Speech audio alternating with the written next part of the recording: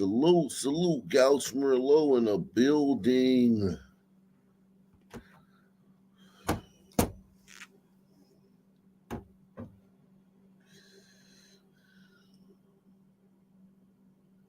Salute to Palmer Henderson, man, getting the ball rolling. Shout out to Palmer Henderson.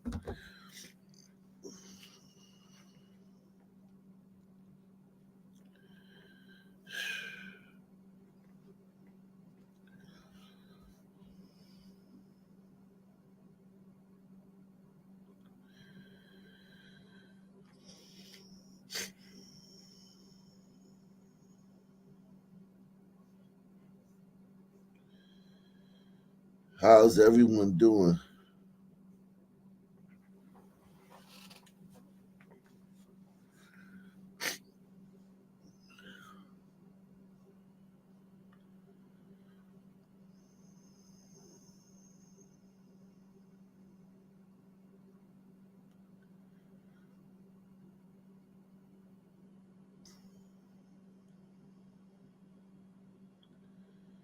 How is everyone doing?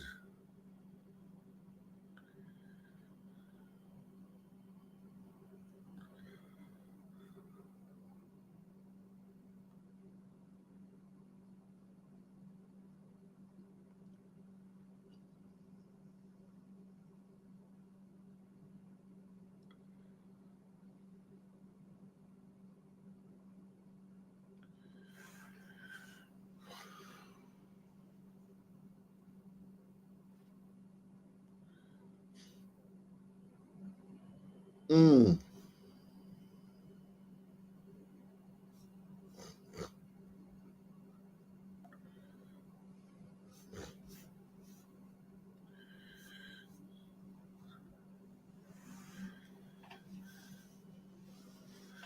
Salute to Mr. Clockwork, man. Mr. Clockwork in the building. He says, challenge met. Everyone hit the like. Yeah, man, we need a good amount of likes tonight, man. Been kind of bullshit the last few days, man. The likes been bullshit, man. Straight up bullshit.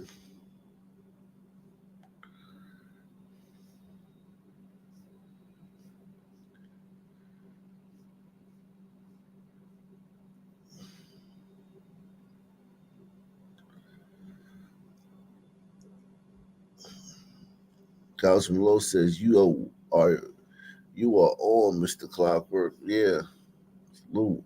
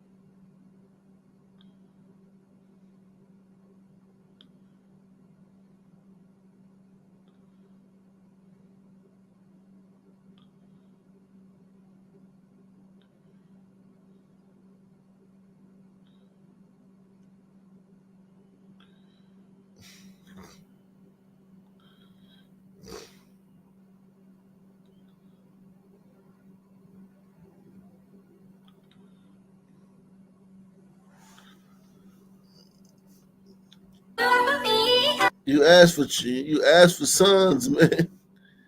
You got sons, man. There you go. Happy homecoming to my fellow bison.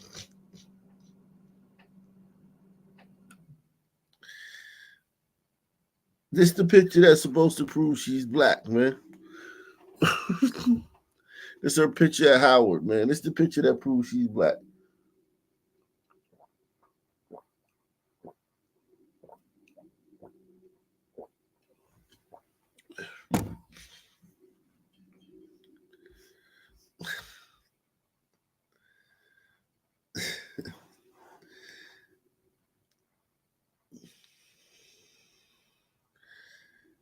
Yeah, that's a bad Indian chick.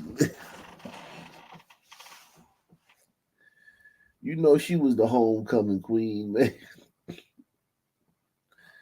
That's how the homecoming queen always look at one of them HBCUs, man.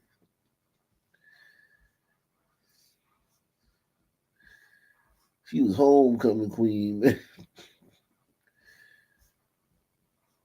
She posted this though. She posted this. Kamala. She posted this, man.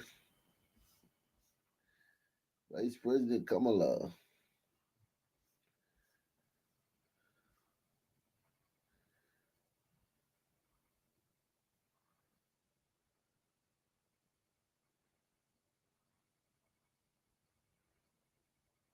$15 million followers.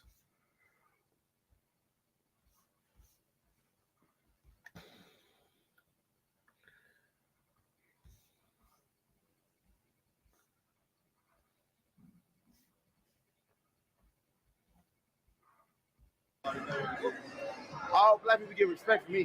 Fuck these white people. Did you ask her to keep it? Yeah, he bumped into that. He bumped into this lady. Damn.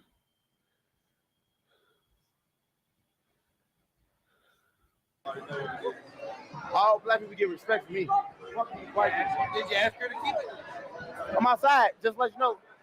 Get the dog shot. I'm fucking bitch. No white person. No white person. What you want to do? What you want to do? No, you fix it. I'm outside. All black people get respect for me. Fuck these white people. Did you ask her to keep it? I'm outside. Just let you know. Get the dog shot. I'm fucking bitch. No white person. No white person. What you want to do? What you want to do? No, you fix it. I'm outside.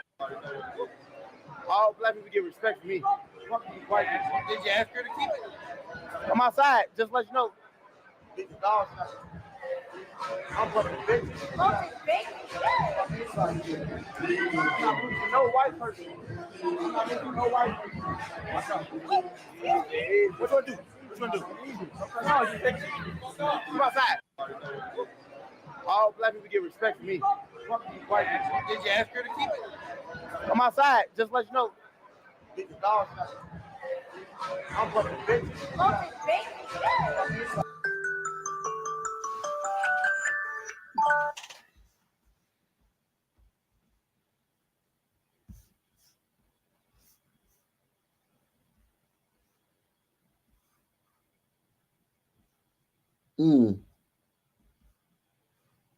Wow.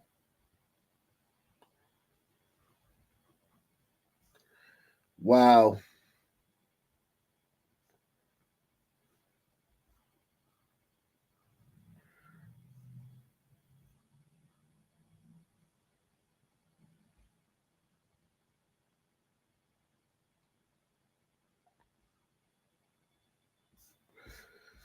Wow.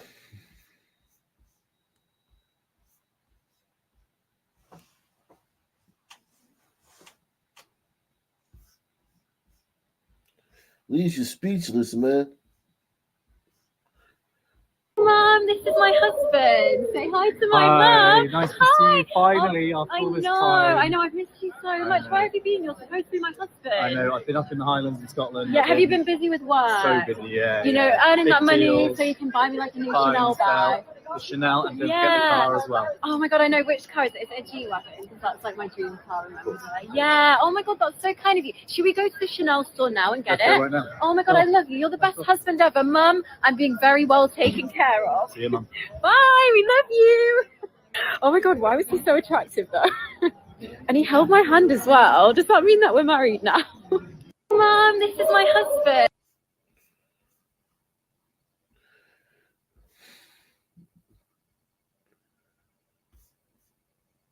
On this conflict, and they're asking themselves. My point is that a lot of people look at how much money we've spent on this conflict, and they're asking themselves, my roads are crumbling, my schools suck, we just had major disasters across the country. FEMA doesn't. No video. Oh shit. God damn, man. God damn, man. I'm so tired, man. I'm so tired I forgot to share the video. That's how fucking tired I am, man. I'm tired, Jack. I ain't gonna lie, man. I'm tired. I forgot to share the video. That's tired. You know I'm tired when I do that. Salute to Ramon, man. Ramon, man. Shout out to Ramon. You can tell I'm tired. You can tell I'm tired, Jack. All right, let's go, man. Let's have a great show, man. Let's have a great show. Shout out to all of the whole nation, man. Shout out to Gouch from Below, man. Salute to Mac Knight, man. Magnesia and the Beezy. My point is that a lot of people look at how much money we've spent on this conflict, and they're asking themselves, my roads are crumbling, my schools suck, we just had major disasters across the country. FEMA doesn't have enough money allocated. By the way, I don't live in that country. For a lot of people. Damn, yo. They always cut off the goddamn... Yo, whenever you say something that they don't like, they always cut you off. This is the censorship. Look, this is their version of censorship right now. This is all the censorship they can do. But if they get a chance to really censor people, they're going to do it. Because look at how this is a form of censorship that they do on this show.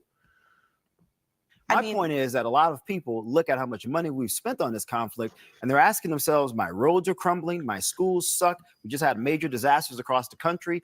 FEMA doesn't have enough money allocated. By the way, I don't live in that country. For a lot of people. I don't live in that country.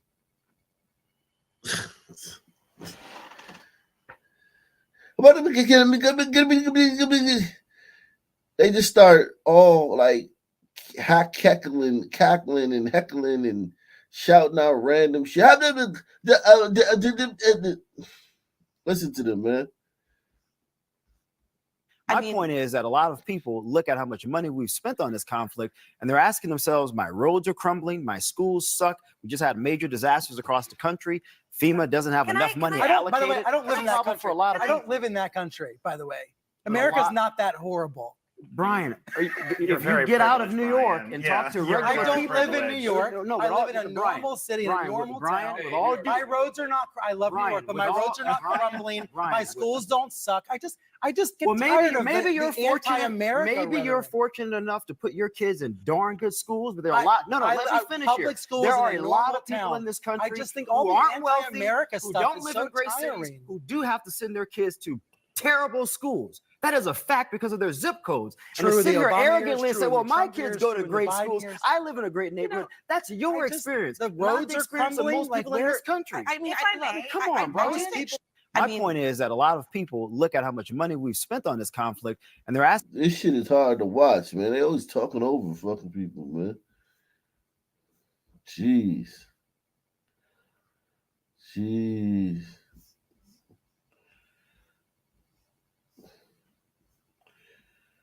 This whale about to take a massive shit. Watch this.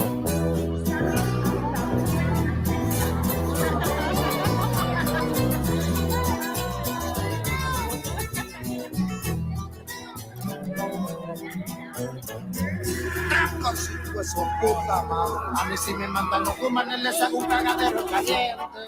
Aquí no está pelada, yo ando y cuido a los jefes.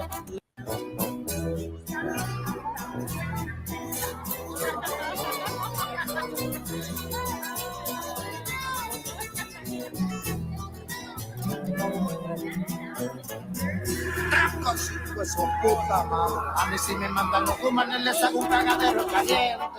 Aquí no está pelada, yo ando y cuido a los jefes.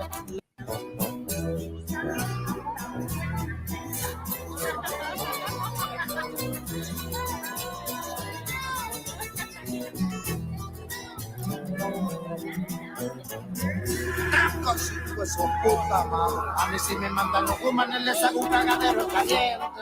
Aquí no está pelada, yo ando y cuido a los jefes.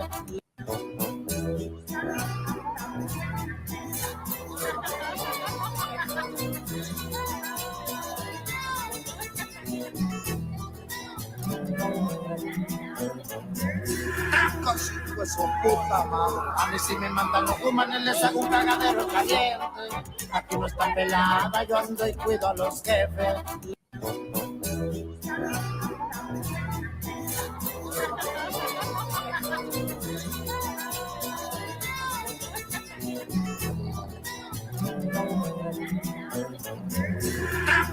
Hijo de su puta madre. A mí sí me mandan los humanos, les hago un cagadero caliente. Aquí no está pelada, yo ando y cuido a los jefes.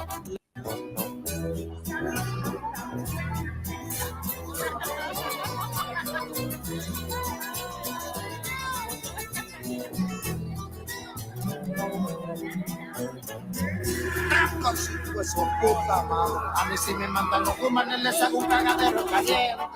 Aquí no está pelada, yo ando y cuido a los jefes.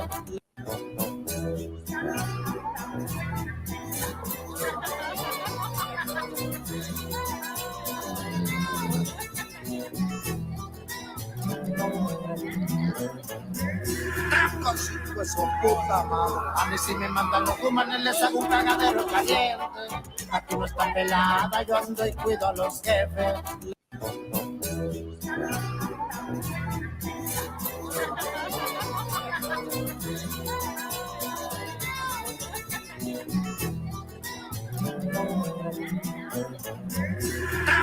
Hijo de su puta madre. A mí sí me mandan los humanos, les hago un cagadero caliente.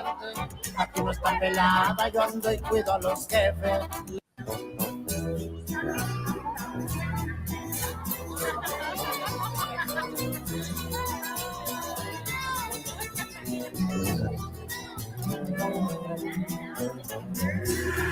Hijo de su puta madre. A mí sí me mandan los humanos, les hago un cagadero caliente. Aquí no está pelada, yo ando y cuido a los jefes.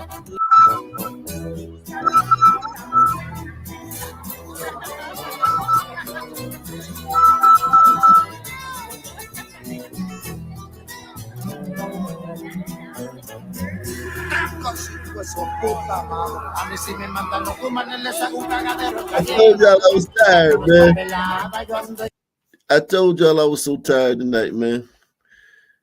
Whew. This one. Jamel Hill, man. She said, I don't believe in telling athletes to shut up and dribble, or in your case, shut up and run the football. You have a right to say whatever you want, but that doesn't mean it protects you from public criticism.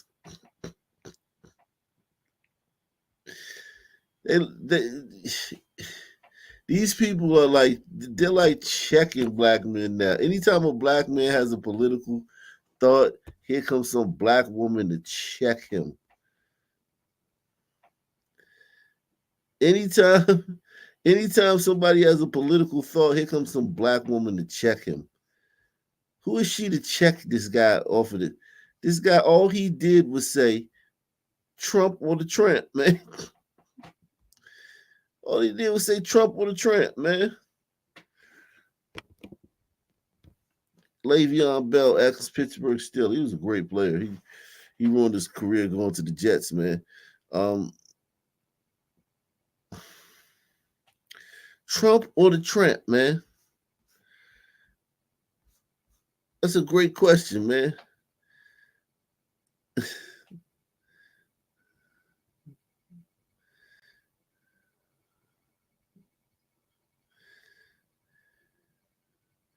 He said, this guy says, Michael Brown.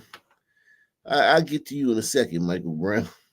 Salute to Mr. Clockwork. Son man in the store the other day turned the corner and bumped into me.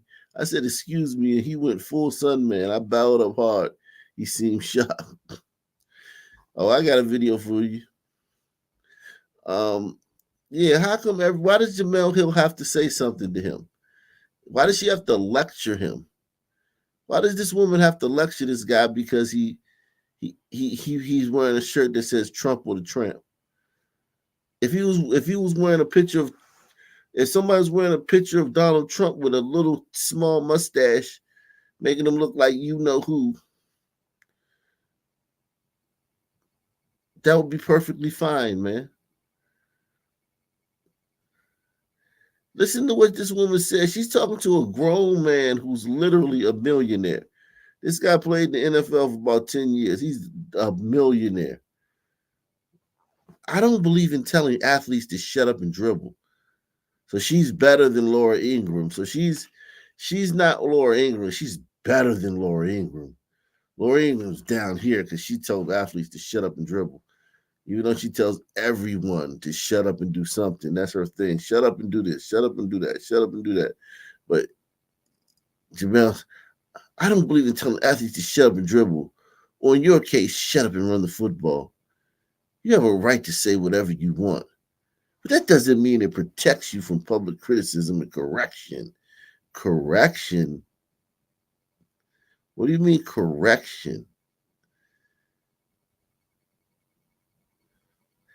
Who are you correcting, Jemele? What do you mean correction? Y'all out here talking crazy. Y'all out here, y'all letting this shit y'all letting this get.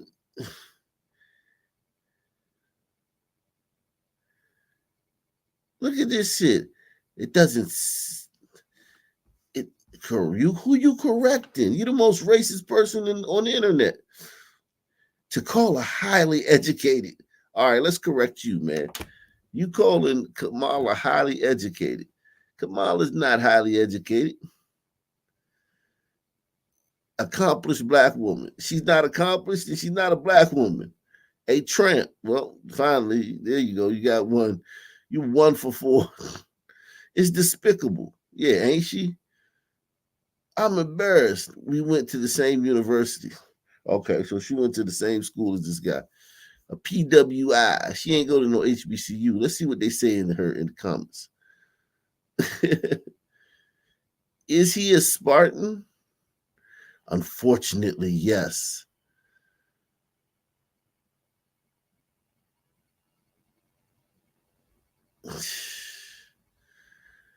Look, they doxed him. They brought up his criminal record. They doxed homeboy. They doxed homeboy. They brought up his criminal record. That's crazy. Pittsburgh Steelers running back Le'Veon Bell will spend 15 months on probation in the first offenders program, stemming from his arrest on marijuana possession and DUI charges with former teammate LeGarrette Blount. Dang, they doxed him. I thought a black man's criminal record didn't mean anything. Isn't that? Press 1 if you thought that was the rule. A black man's past, it doesn't matter, man. You know, you can't talking about a black man's past is irrelevant to whatever is happening at the present moment. You can't use that as a clue, or you can't use that to get further, understanding the situation. That's racist talking about a black man's past. Here's Jemele Hill, man, and her fucking sycophants, man. Yeah, he fell off fast. He was a great running back, man. He was great, man.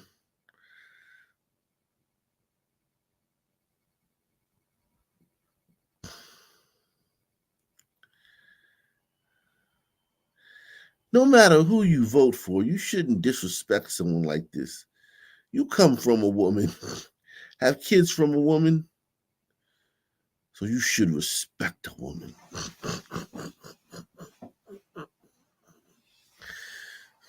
Why they don't ever say that to women, man? Like you shot out of a man's urethra. Hey, chick, don't do that to that guy, man. You shot out of a man's urethra. You once were incubated in a man's testes. I don't do them like that, man.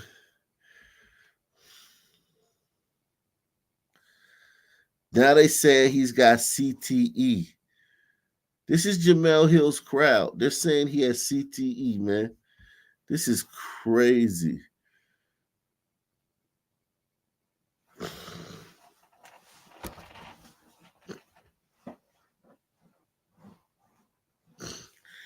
This is crazy.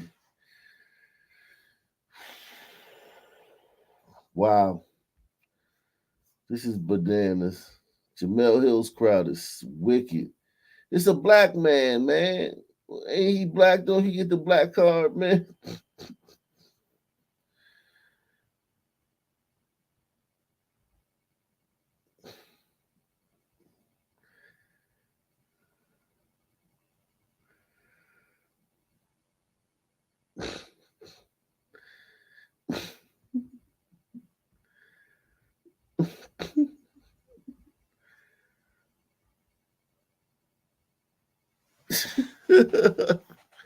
Damn, now they say he only got into college because they say he only got into college because he could play ball. Damn.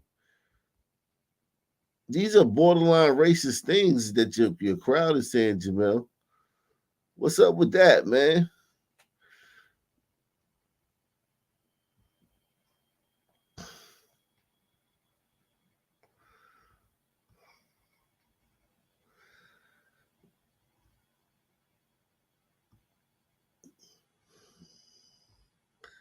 Wow.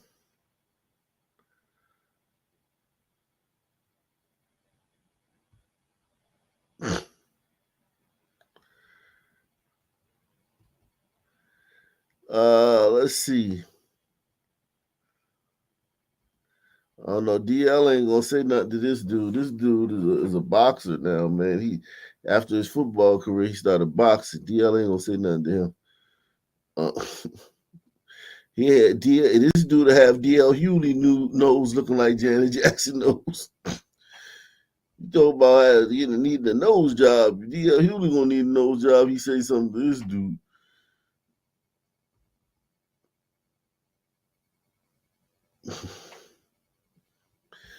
Yeah, all right, man. Let me show you this video, man. I said I had a video for you. Oh yeah, I did say I was gonna talk to Michael Brown, man. Michael Brown, man. My man Michael Brown. Where's Michael Brown at, man? Michael Brown, you ain't had to take the $5 challenge, man. I ain't gonna block you, man. He hurried up and tried to take the $5 challenge. Like I was gonna block him. I ain't gonna block you, Michael Brown, man. I would have liked if you would have took the $5 challenge out of the kindness of your own heart, man. Out of the kindness of your own heart, man. That would have been better, man, if you would have just took the $5 challenge out of the kindness of your heart, man. That would have been a lot better, man. Where your comment at, man? You made a comment. Where is it, man? Here we go. This dude says, I understand you're dealing with a lot. Family, children, and all. But constantly falling asleep is making us really, really look bad. Come on, bro. Stop it.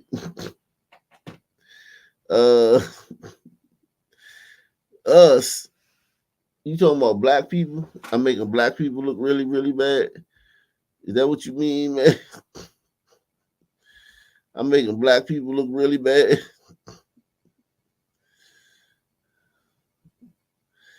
You saying I make black people look really, really bad? Yeah, man. The next time a black dude try to open up a YouTube channel, man, they're gonna be like, nah, man, you can't start your YouTube channel. You might be another Ock Nation and shit falling asleep, man. Nah, man. Get out of here, man. Take your job application somewhere else.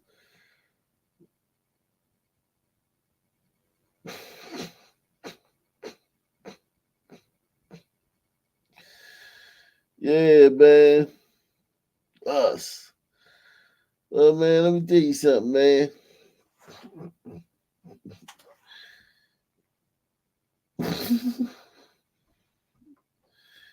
I think you talking about black people, man. I'm making black people look bad, man, by falling asleep, man. Well, listen, man. The show must go on, man. There's no one else covers these topics on the internet, man. On YouTube. No one else covers these topics on YouTube, man. So we must soldier on, Michael Brown. Even if I'm falling asleep, we must soldier on, man. You got it? Capiche, man? Capiche, man? You must soldier on, man. You got to keep it cracking, man. Let's see this one, man. This brother in the casino, man. All black people get respect for me. Fuck these white people. Did you ask her to keep it? Damn. Come outside. Just let you know. Get the dogs out. I'm fucking bitch. The white girl. He literally got a white girl with him, though. That's crazy. He literally got a white girl with him. So is she a wound? She's a wound, man. She's an Uncle Wom. A well out. She's a well out. An Uncle Wom. All black people get respect for me. Fuck these white people. Did you ask her to keep it? Come outside. Just let you know. Get the dogs out. I'm fucking bitch. No white person. No white person. What you gonna do? What you gonna do? Easy. No, you fix it. Come outside. All black people get respect. Prime. What's his name? Prime. Kick streamer Prime. What is it? I don't know what a kick streamer is, but I know what a streamer is. Why do they call them kick streamers? I don't know what that is, man. I ain't even gonna lie to you. I don't know what kick streamer is. I need to learn my terminology, man.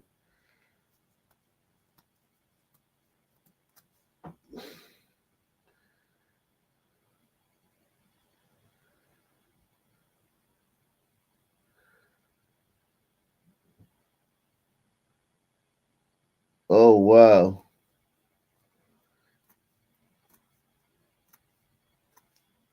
It says both Prime and Neon's kick accounts have been banned after Prime going crazy all stream. Prime, right here, bro. Prime, right here, bro. Prime, right here, bro. Let's go here. Let's go. We don't need to leave it. Don't touch it. Bro, what's up? What you gonna do? Knock your bitch ass out. What's up? Knock your ass out. Knock your ass out, bitch. Fuck you talking about, nigga? Knock your bitch ass out. You scared, nigga?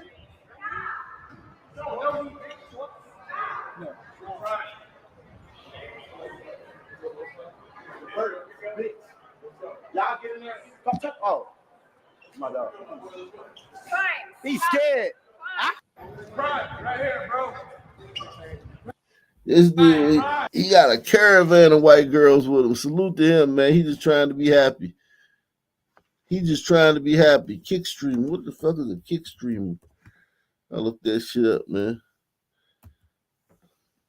Oh, it's an app called Kick.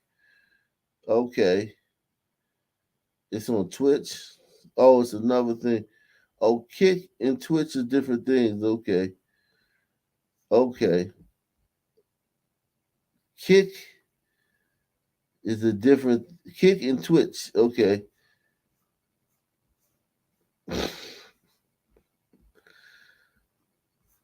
Kicking Twitch.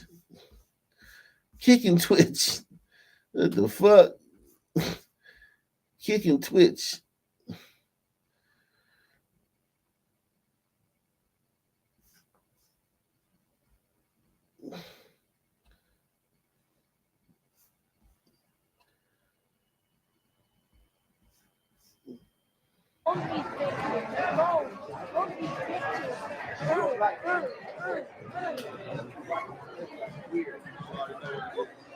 All black people get respect for me.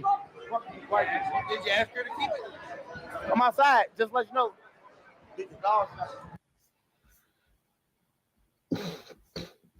White people are crazy, man.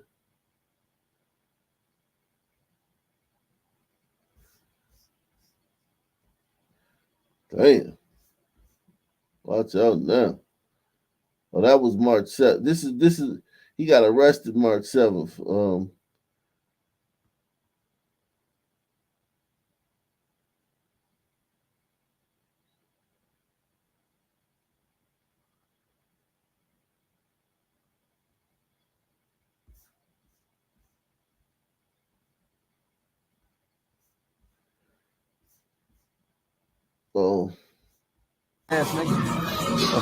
I'm not even fucking trash. Can I get some W's for this fucking camera, bro? He not paying me. He not paying.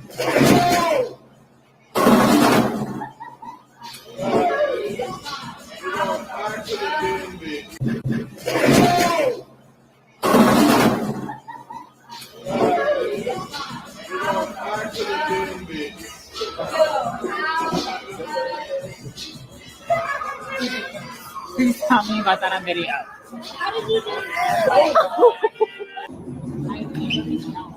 What's the license plate? Why is he using fakes? Hey, we didn't need your ID. For what? Because then it's you can't damn the information. The guy doesn't want to press charges. Alright, I'm not recording this part. I'm sorry.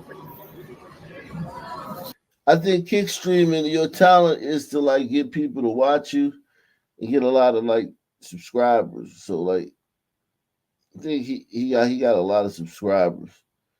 I think that's your talent. Young people, getting young people to subscribe. I'll pay for them. Prime.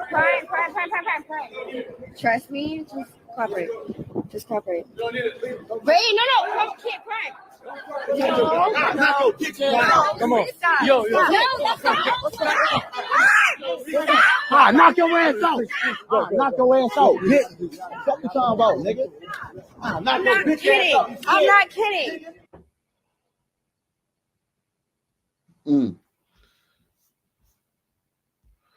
Wow. I'm not.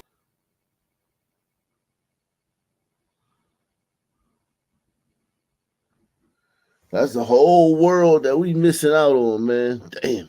Tisk.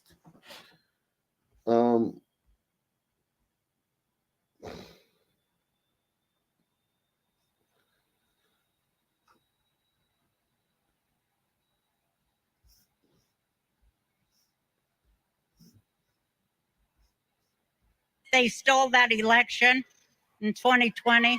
They gave us a goddamn COVID so we'd send in those mail order ballots and all that bullshit, and the post office cheated too. Everybody in this country cheated us out of our president in 2020. They made us sick.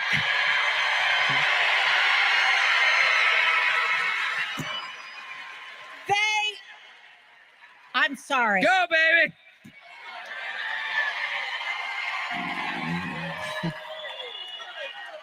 They overthrew the United States of America.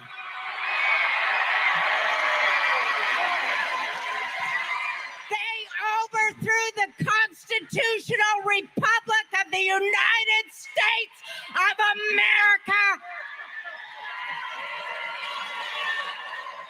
And then they covered it up with their January 6th bullshit.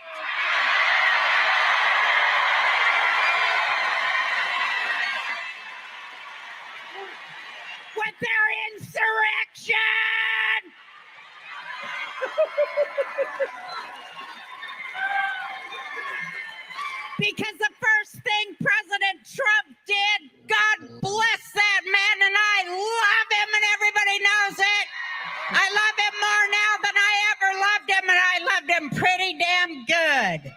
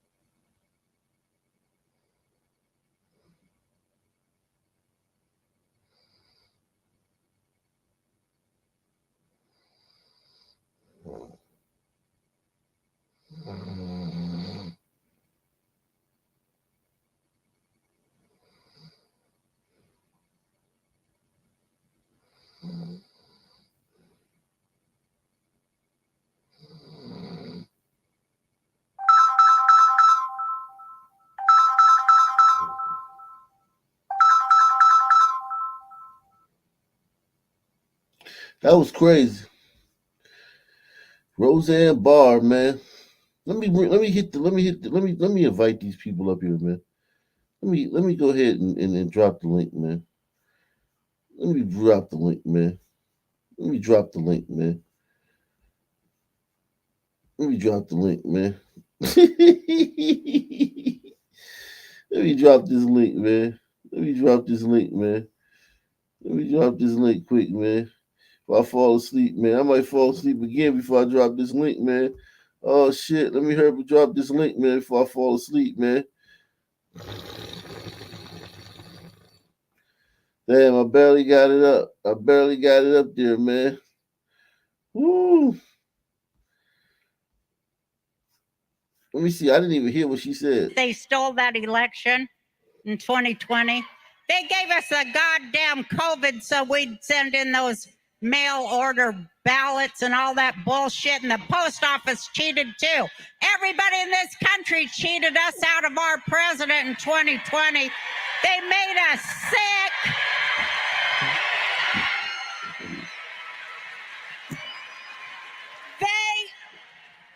I'm sorry. Go, baby.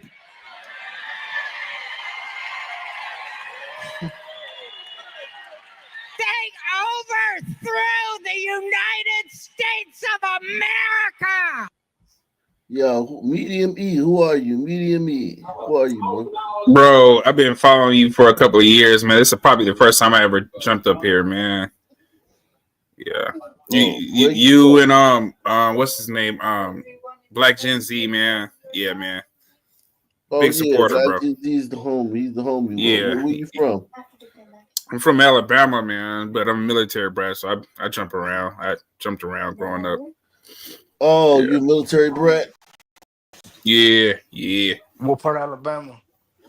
Are you familiar? It used to be called Fort Rooker, but they changed the name because they said the guy last name Rooker was a racist, so they changed it to something else. But it's a military base that's basically teach people how to fly helicopters and stuff like that. It's one of the bigger bases. So yeah.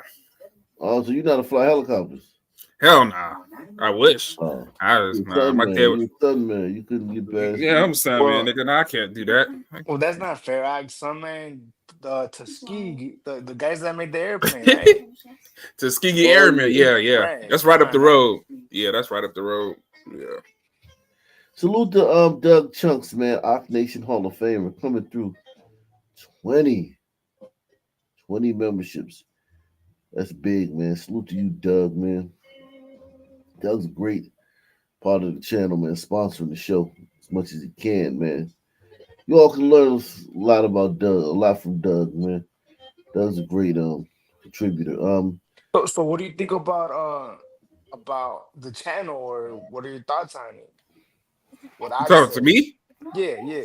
Oh man, I mean the channel was like refreshing, bro. Like I be taking a lot of this stuff, man. Some of the terminology, You know what I'm saying? I give respects to Ak for coming up with the Sun Man and Brito and stuff like that. Oh, Wicked, I'm familiar with you too, man. Like I mean, I know I seen you on different panels, and you be representing and giving respects to Ak and stuff like that. So I mean, no, the channel was like amazing. Like the gun memorial, I didn't know about that.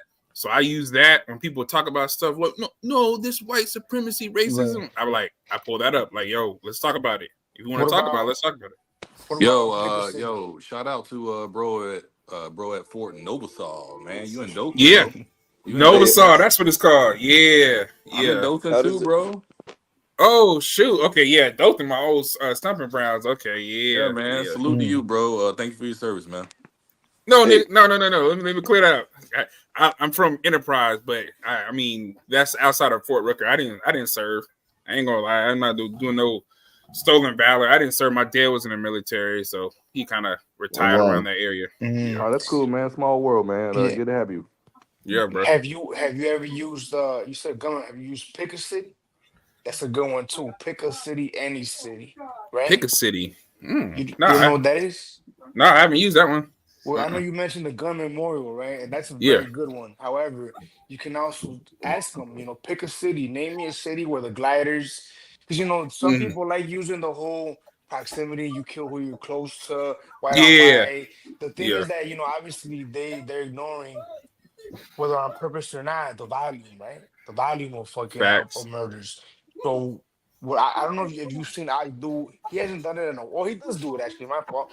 Pick a city, right? So any city. Yeah, no. I've seen him do that, and that's kind of like it's profound. Like, I mean, that's why I said this channel is like it should be way bigger than it is, in my opinion. You know what I'm saying? Like it just like random nights I've watched y'all say, "Oh," and somebody throw out some Seattle, and he pull up the news report for that day, and it's like 2 black niggas walking to the gas station and shoot. You Well, to be fair though, Seattle is one where the meth gliders are running around, kind of like Albuquerque. The meth on burritos are running around, but anywhere else, man, it's just amazing. It's incredible, really.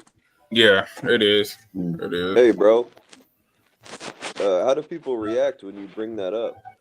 Because you said you like to bring it up as evidence or whatever. Yeah, I mean, well, you're gonna get a lot of pushback. So being a black nigga, you see what I look like. Well, I don't look like that anymore. I got a long dress and stuff like that and a beard. But it's just one of those things where people you get called those typical names and coon and why are you saying this? There's nuance to it. Because black people are doing this because of white supremacy, racism, and stuff like that. I'm like, okay. Or it's the density that everybody living in the central location, and then you can pull up some information about like a different country. You might pull up a country where a poor people live in a centralized place, and they don't have the same kind of violence and killing. And then you're like, how would you explain that? And then you get it's always the goalpost changes and moves so fast. Yeah. I don't know if you saw. We were amazed actually. We actually somewhere in China there was a building, right, where the tigers were living on top of each other, bro. Like when I say on top of each other, it was crazy how many people lived in there, and they're not smoking each other.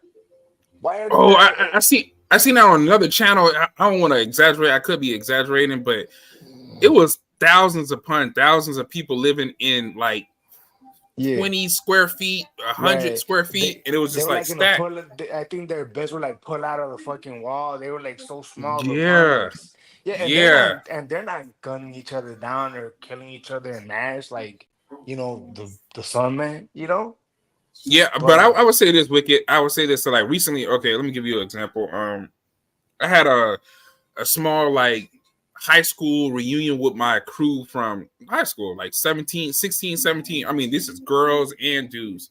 We met up in Atlanta, right? So my homeboy is like, hey, we're gonna go to the Battery. I was like, what is that? It's like downtown Atlanta. We're gonna go out there and hang. And I was like, is it gonna be niggas there? And he's like, nah, you should be straight. I was like, should I bring my guns? He's like, nah, you should be straight.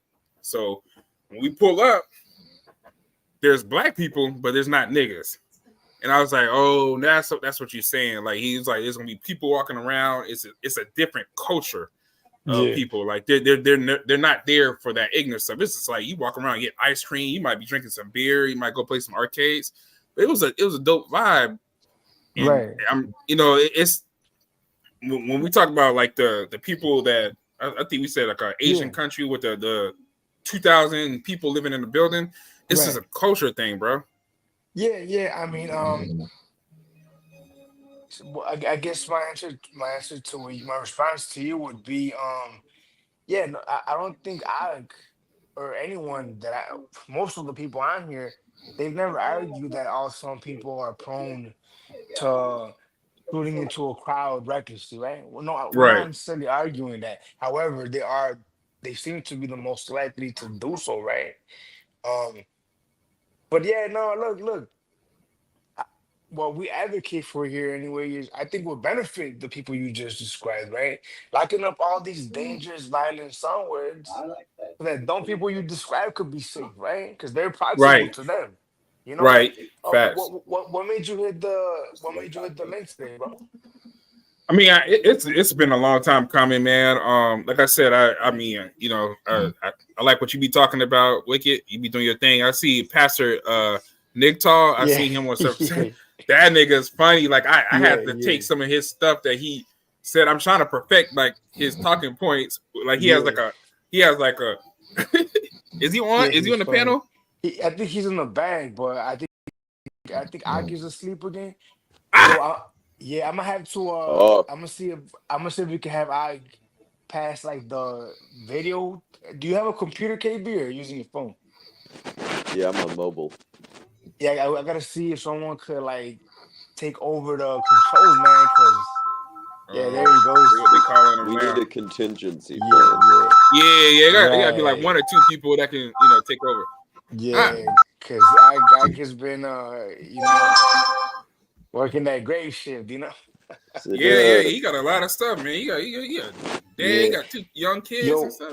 Yeah, man. Who you telling? Hey, we're saying I don't know if you'd be down to let someone else take the wheel, because you struggling right now. Is anybody capable? Can anybody share their screen? Nobody can share their screen though. Yeah, I'm on the phone myself. What about next How time? Black did it the other night. He was on it. Yeah. Nigtal's in the bag. Does he got a computer or he on his phone? I don't know. I think he's up. I think I brought him up. I brought him up. Yeah, Yo, Philly man. Oh, but man, we're glad you hit the link, bro. Everybody, like I always says, everybody's welcome up here, man. And I'm sure the Ag Nation is happy to hear your thoughts, your reactions to the journey that we go upon it on a nightly, and the bigotry, the violence. We love differing opinions. It was fucking cracking, yo. There you go. He's one of the legends out there. Do you got a computer, Nigtal, or you on your phone? So that I could give you like the wheel, you know what I mean? I'm on my phone. Oh shit. It's the sun way to do it. Let's cover this story, man. This story, this goddamn Sun man in Sarasota, Florida.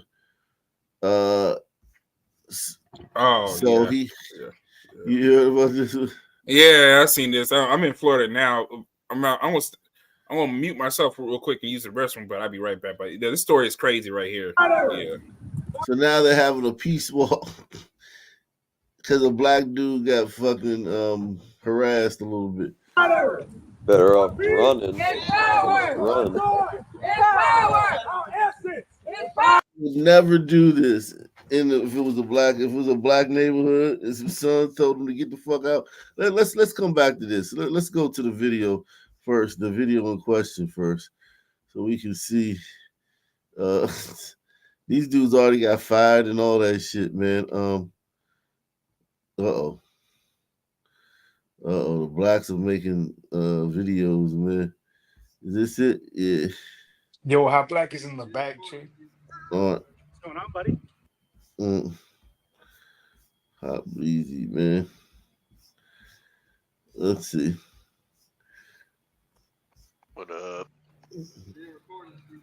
Yo. What's going on, buddy? Salute. That nigga brought a team out here.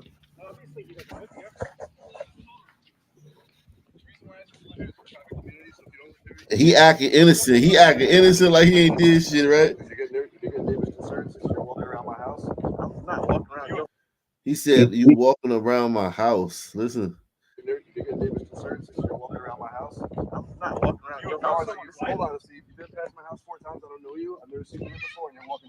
You've been past my house 4 times. I don't know you.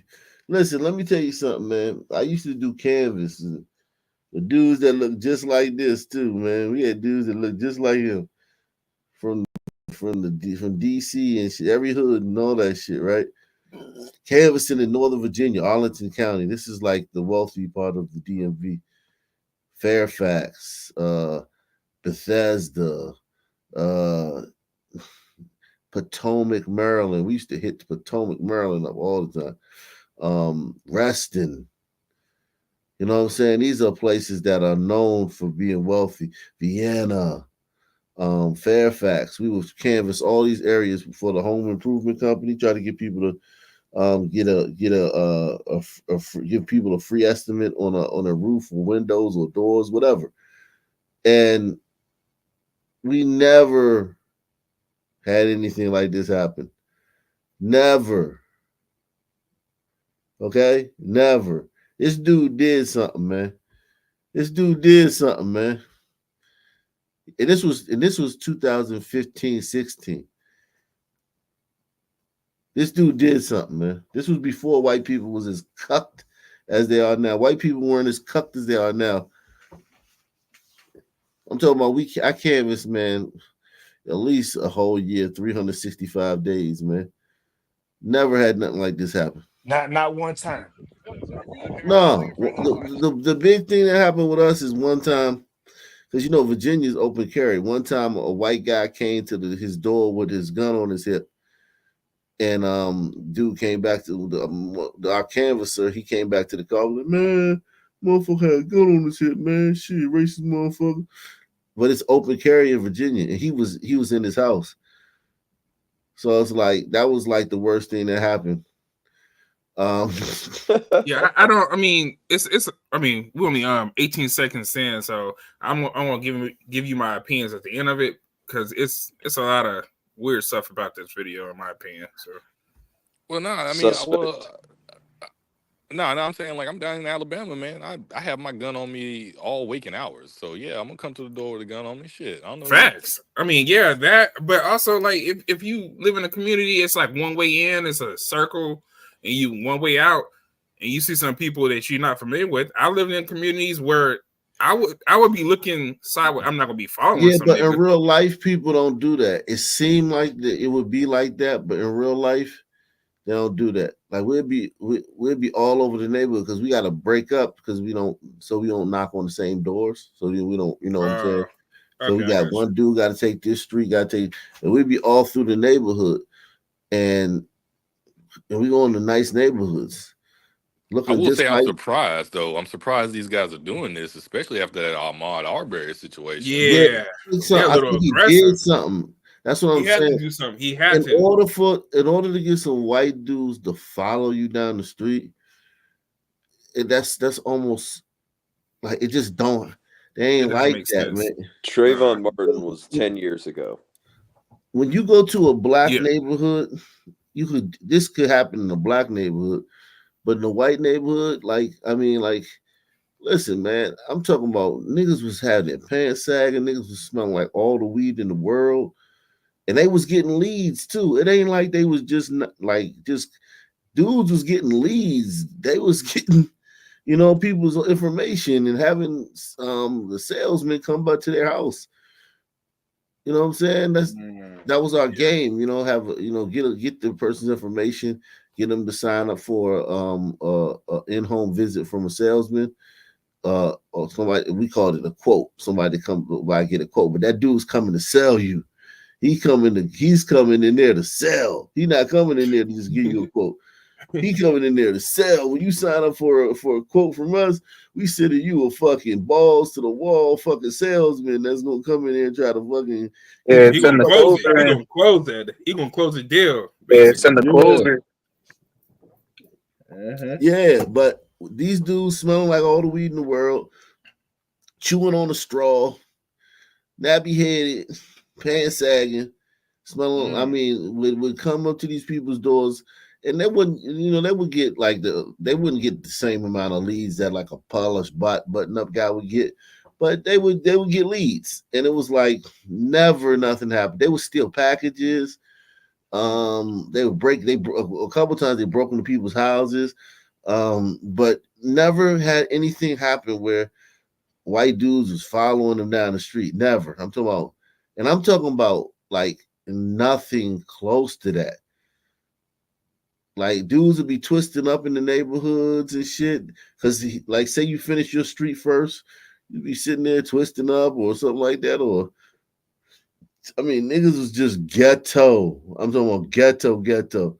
And never had no white dudes follow somebody down the street. White people have a different social concept. They're very polite, man. White people are very, very polite, man. This guy did something, man. What's going on, buddy? Nigga, brother. He ain't my help. You're in the wrong cul-de-sac, buddy.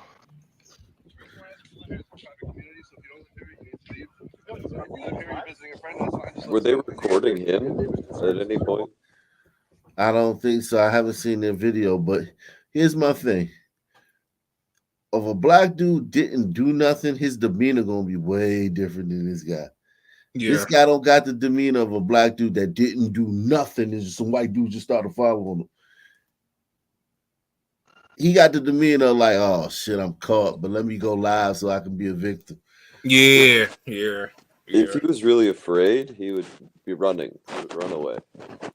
Or call the cops or call 911 and say like or something. I mean, well, no, we're not gonna do that. But yeah, running is an option that we do as niggas. So. Well, not even running. He'll just be his demeanor be different. He'll be more like agitated. More defiant, like what you mean? Ooh, cause I'm yeah.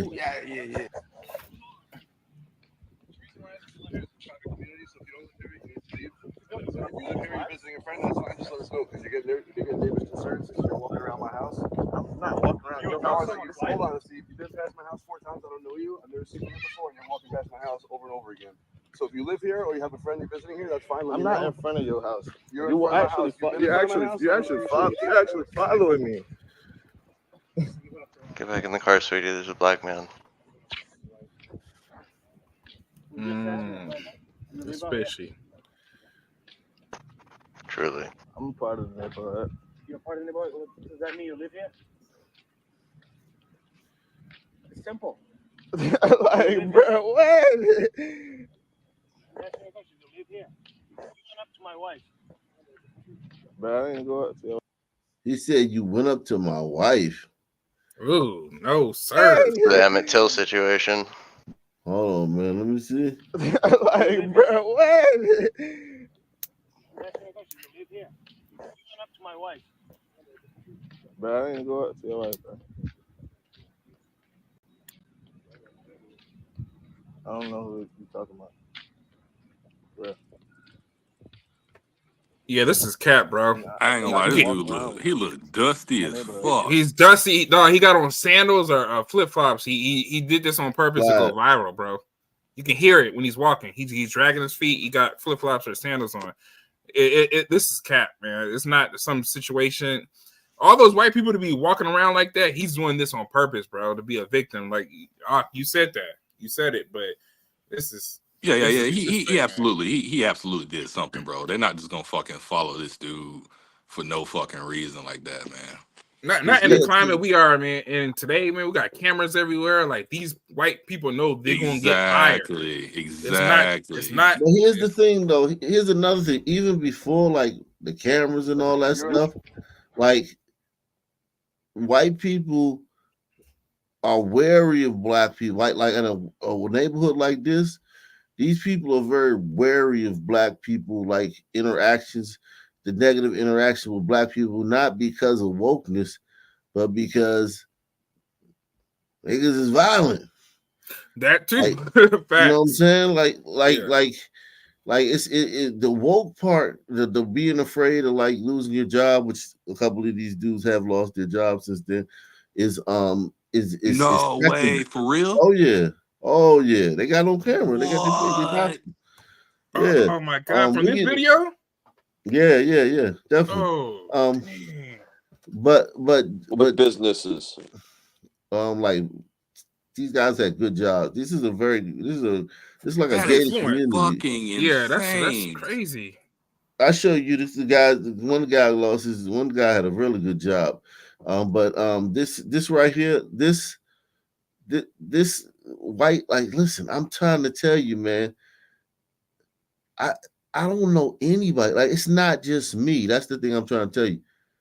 Like, all the black dudes that I know, that I came up with, that I've known throughout my life, I don't know any of them that go places and like white people be fucking with them.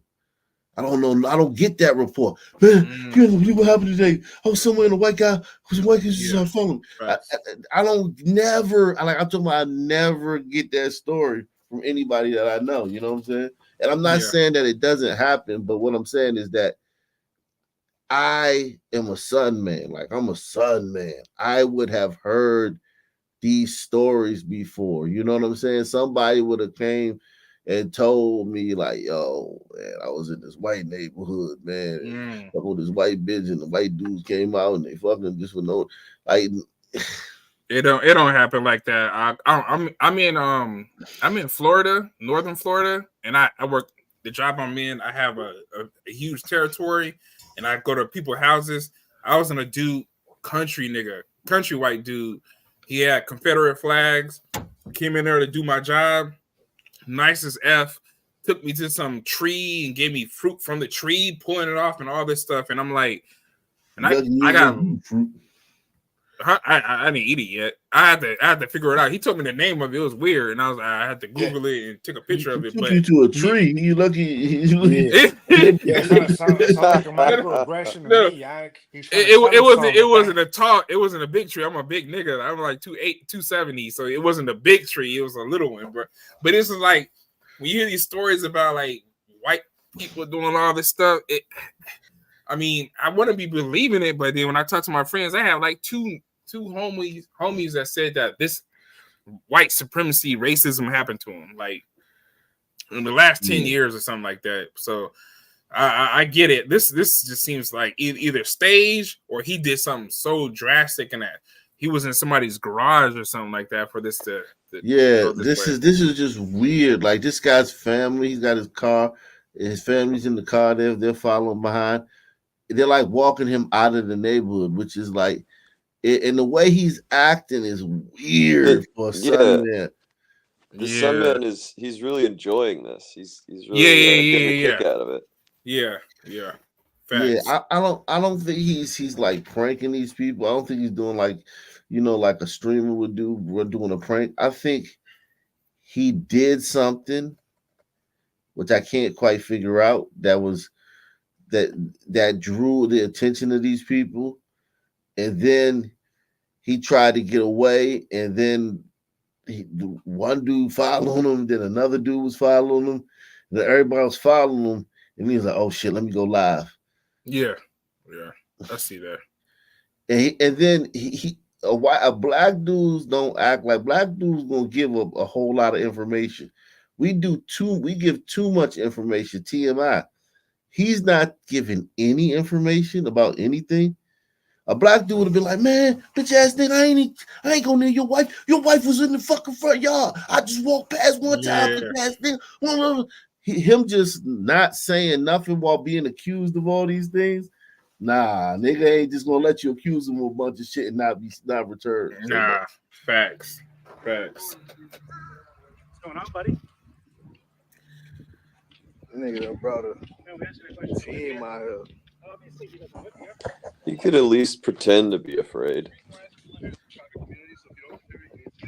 you live here, you're visiting a friend, that's fine. Just let us know because you get neighbors concerned since you're walking around my house. I'm not walking around. Hold on, Steve. You've been past my house 4 times. I don't know you. I've never seen you before, and you're walking past my house over and over again. So if you live here or you have a friend you're visiting here, that's fine. I'm not in front of your house. You're actually following me.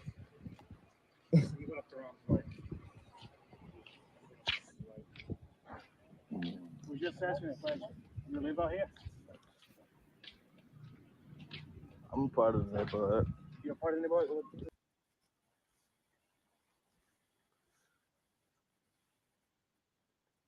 Oh shit! Are you sharing my screen? Oh, my bad. I didn't know you said your shit up. I forgot that I had. I was trying to. Did you have porn up, man? No, it was some. I was testing something in case I had to take it over. Black was watching Ebony Bubble Butt Bust Down 88. I can walk around. Nah, that's fisherman. Right. You gonna keep asking me the same question over and over and over and over and over. This man following me. This is harassment, right? You haven't answered yet. That's harassment, right? That's harassment, right? I think what you did to my wife, yes. Look. He followed. What you did to my wife, You read it up. I think he ends it there because maybe he goes on to say what he did with the wife. Nah, I think one thing I found profound, I've seen a lot of people sharing this, and a lot of black women, is when a black man say racism, they really, really, really support that. Yeah. And then any other situation, they call him a liar about stuff. You know what I'm saying? Yeah, if he said he's voting for Trump, yeah, exactly. Support you. I mean, you say racism, like yeah, he was being racially profiled, but then if you say, hey, Trump got some good points when it comes to like, men and infrastructure. Oh nah, nigga, you lying and stuff like it's weird how that works, bro. This is his mom. She says, TikTok, I really need some help. What you see here is my child being racially profiled and followed by 4 grown men, all because he was walking around our neighborhood. I guess we look like we don't belong in an upscale neighborhood. But here is a little backstory. The morning aftermath of Hurricane Milton, my son wanted to walk the neighborhood to talk to his girlfriend on his phone. Because we didn't have power, so his service was bad in the house. This is what he had to deal with. Even after telling these men he lives here, they were not satisfied with his answer and continued to harass him. This was not a 1-minute altercation. My son was followed for over 10 minutes dealing with this. I am so happy he recorded every moment and thankful my child is still here. But I need to know, how is it okay? Oh, it's not okay, baby. Trust me. I do not want to live in a community that does not welcome me and my children because of the color of our skin. It was only 10 minutes. It wasn't even that long. Let's see. This one says, this is so heartbreaking that we are still going through this as of 2024. All these racist white folk because of the color of our skin. They think they are so better than us. This is wrong. And they should be held accountable for harassing this young man. These grown-ass men. This video is worse than the violence, the murders, and the stain. Yeah, world star hip hop and all that shit. It says, makes sense if it happened right after the Hurricane Milton. People are highly hyper vigilant due to all the looting that occurs when people evacuate. People are trying to protect their property, and when this suspicious person comes walking through their neighborhood, then yeah, he's going to get approached. That does give him more context. Yeah, that does give him more. But yeah, this was the wrong person to approach. Approach the black dude, man. This one says the hurricane wiped out most of their houses out, and the insurance companies don't want to pay. Karma. They killed Trayvon in Florida and many others. Such a racist, evil state. Exactly. And their mayor feeds day. Yeah, the cops are racist. Right? Yeah. The cops. Yeah, it's a racist state. This one says, I think black people needs to do a walkthrough like they did to that man who was treating his neighbors with racism and violence. So many people showed up to his house. Yeah, we did that. That was in New Jersey.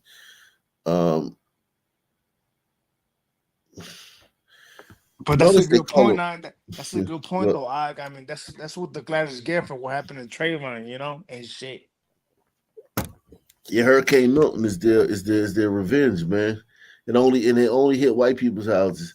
It says, notice they call him arrogant when we hold our heads high and don't answer when they insult us.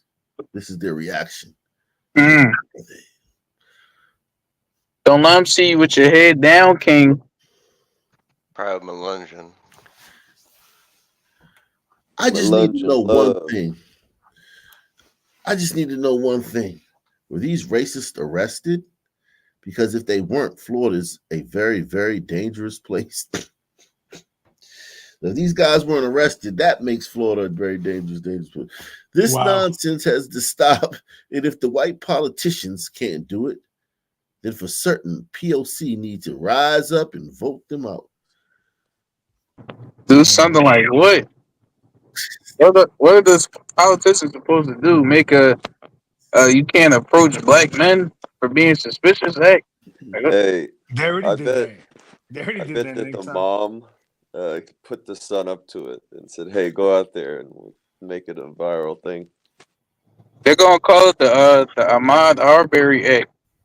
It don't matter if the nigga run through your neighborhood with some cargo shorts and Timbs and a bomber jacket with no shirt on, looking all in your crib. It don't matter because he's a black man, and he only looking in there because he's trying to build. He's trying to figure out what materials he needs to come build your house for you. Seriously, we need to out all these fools so they could lose their jobs for starters. Then go file a complaint of harassment. That's the go-to. The go-to. Get them fired, right? Let's see. It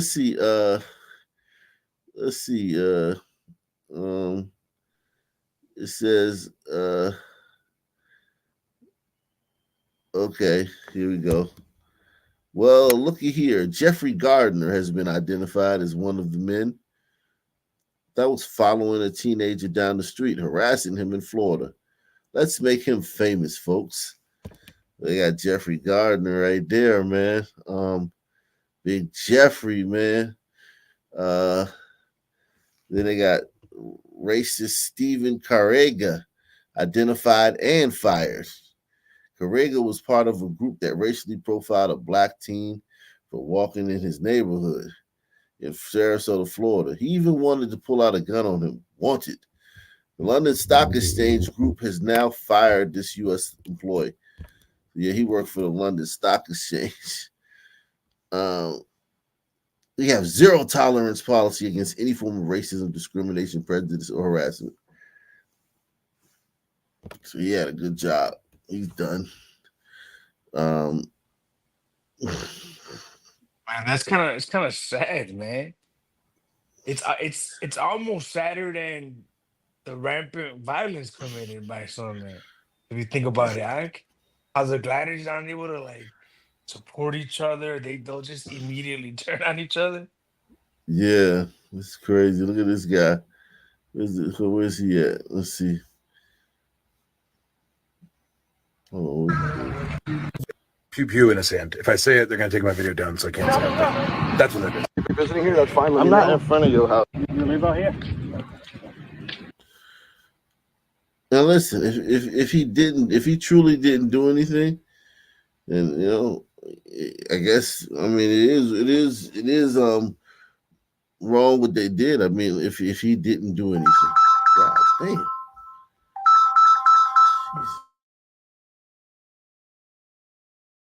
Well, what did they do? I mean, think about it. Is it annoying? Yeah, I mean, but what did they do, right? Did they put hands on them? Did they beat them? Did they They chase kept them him out there? company. I mean, I'm talking about relative to what some men do to each other in the stand. This is nothing, Chief. If this clown would have walked through Lawndale, they would have hurt him, Chief.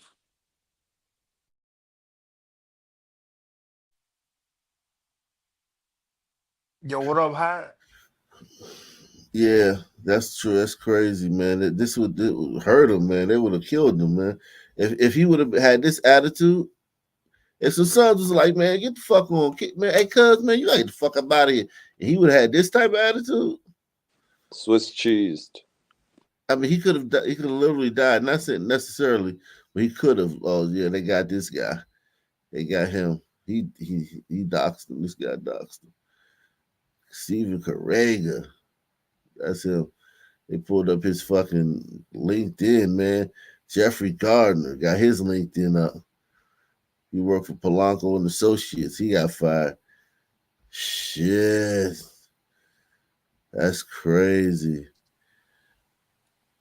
This is just more like social conditioning to just let niggas do whatever the fuck they want to do. No one docs those dudes that did that mass shooting. Every mass shooting we do, nobody doxes the dudes, but even if it's caught on camera. Let's see. So the third person got identified too. Let's see. We have identified the third person, which is the guy on the bike in the green shirt. Dinesh found his picture, and his name is Ram Nobrega. Ram, whose real name is Romulo Nobrega, is an aircraft loan officer. Damn, these dudes had great jobs, man. They're done. The Kunte crowd is on them now. Look at her. I just don't have any sympathy for them. They should have known. Yeah, once these mammies get on your ass, it's over. Wait, hold on. KB just said something interesting. What did you just say, KB? I said I have no sympathy for them because they should have known better. Did you see that hat? You caught that? You caught that, Ike? What he just said? What should they have known better? They should have understood the conditions they're living under and that they're going to get fired if they do that. That a black man should be able to just wander through the neighborhood menacingly? Yeah. Gentlemen, exactly. there are no solutions. The president has been set. Yeah, I mean, but KB, I guess what I'm trying to highlight is that is. Wait, Doc, wait. He didn't give you the wheel? Oh, Yeah, if you throw it to me real quick, I got stuff I can show while you're gone. Word. Let's check this out. All right. Memphis. Make sure there ain't no shooting and shit and that shit. No, nobody actually gets shot or anything. Make sure it's not any porn either, bro. There's no porn either. Nope. No. I think Hot values recognizes the value of the channel. And make sure y'all hit the like button and take the $5 challenge. Support the channel via PayPal, Cash App, or the Super Chat, guys. Yeah, go ahead. I was watching my luncheons going wild. This is the screen went away. The screen minimized. So this is a YouTube channel called Memphis Gas Station Shootings that is entirely devoted to shootings at this single gas station in Memphis, and I'm like, this is a pretty interesting channel, man. How often do they occur? Do you know? Well, look, here's 1 month ago.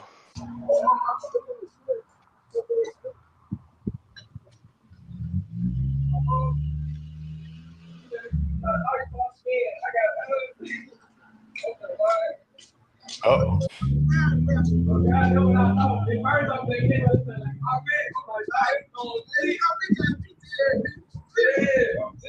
I'm jaded. Yeah, I mean, that one Sunman with all the gliders, he's infinitely safer with them than he would have been here. Perhaps so.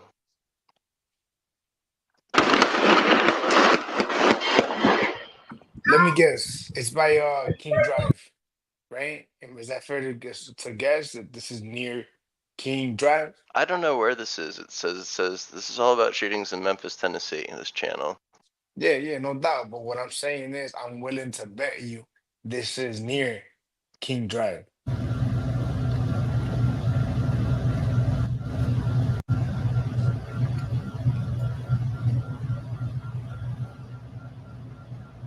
They could like produce a movie with the footage or something. Well, they've clearly got a successful YouTube channel with all the footage, so it's something at least. How many views is Wait, it? what? Somebody's about this like a shooting? This particular video is 100 plus shots fired is what it says, but Shit. Sound like somebody had to switch you. let's go to this one.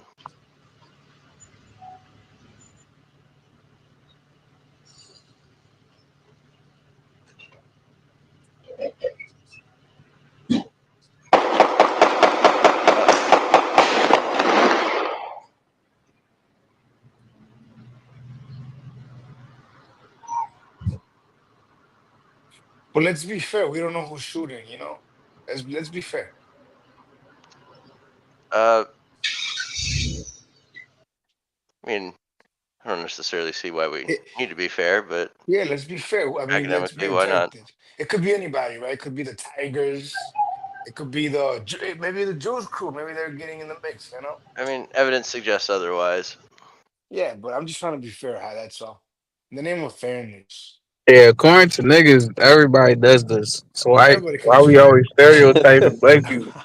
True, and they do it to the people that they're nearby. Let's check out some of these I think the shorts that question. they have. I think the question is more: are they FBA or tethers? That'd be a more fair debate. I believe these are specimen of FBA variety. The bonnet, I don't believe bonnet is an African thing. Yeah, next Yeah, time, only do FBAs, do tethers use bonnets? Do you know? from my experience, yeah. Oh, well, you said FBAs or non FBAs? Well, I'm talking about the tethers. Well, Oh, the tethers. Yeah. Yeah. What the hell, yeah. Do you see how this FBA is bouncing some sort of pink basketball or something while destroying and chimping out here? This is interesting behavior, I think. Where did the...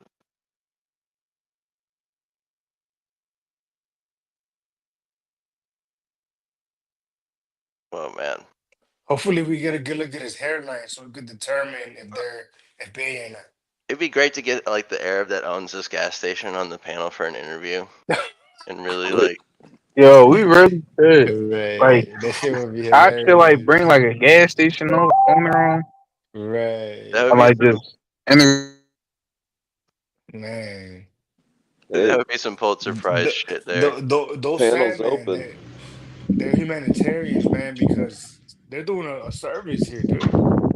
I could never risk my employee's life putting up a fucking. Yo, you see this? They just took out the Family Dollar across the street. Are they robbing it?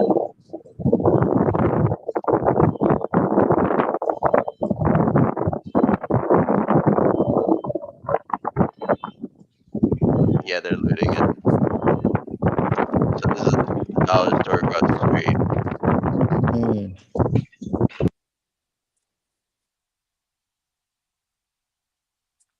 I thought the dollar stores do they sell Newports?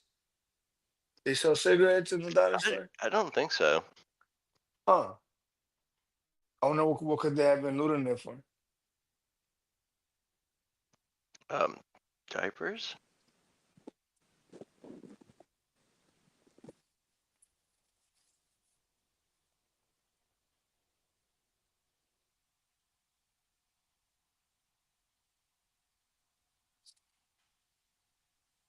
None of these have audio. This is like Negroes in Negroland, but anyway. Yeah, go ahead, bro. exactly. Hey, what were you saying about the hairline difference? What's that about? Yeah, I was saying hopefully in one of these videos we get to see the hairline so we can determine if they're FBA or tethers. Because apparently that's how you determine the difference. yeah, I the guess. tethers, the FBAs usually have like regular hairlines, like Right, like like regular Marbury, nigga hairline, Tilbury. and the FBAs usually have like those Vegeta hairlines. Yeah, we had a what? You know, you ever watch Dragon Ball Z? Yeah, like Yeah. Vegeta.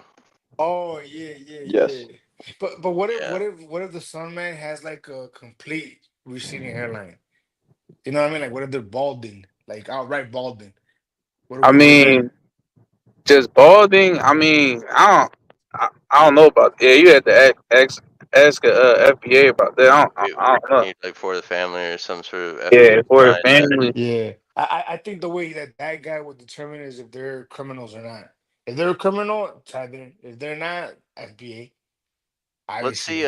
Let's see if we can observe the hairline of the FBA or tether in question in this video. But before we do that, donate to the channel, support the channel. Ock Nation brought to y'all by Hot Black and the Melungeon crew here. Hit the like. Seriously, where else are you getting this content?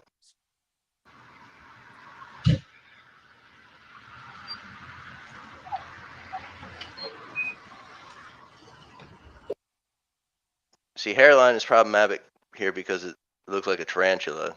I'm not sure where it begins and ends. Uh-oh.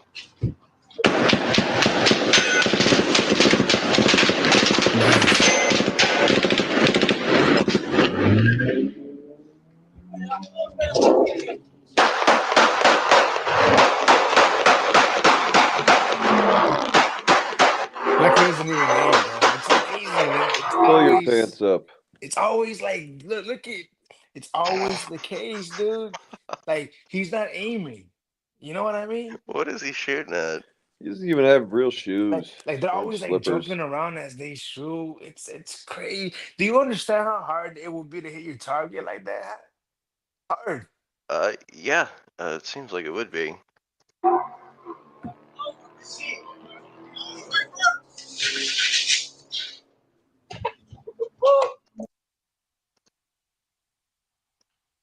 Four months ago?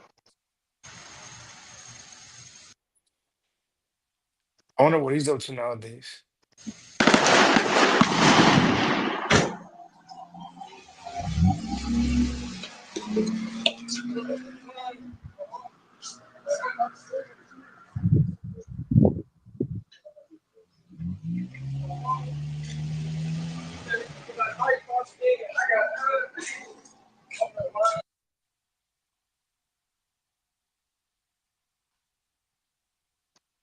There we go.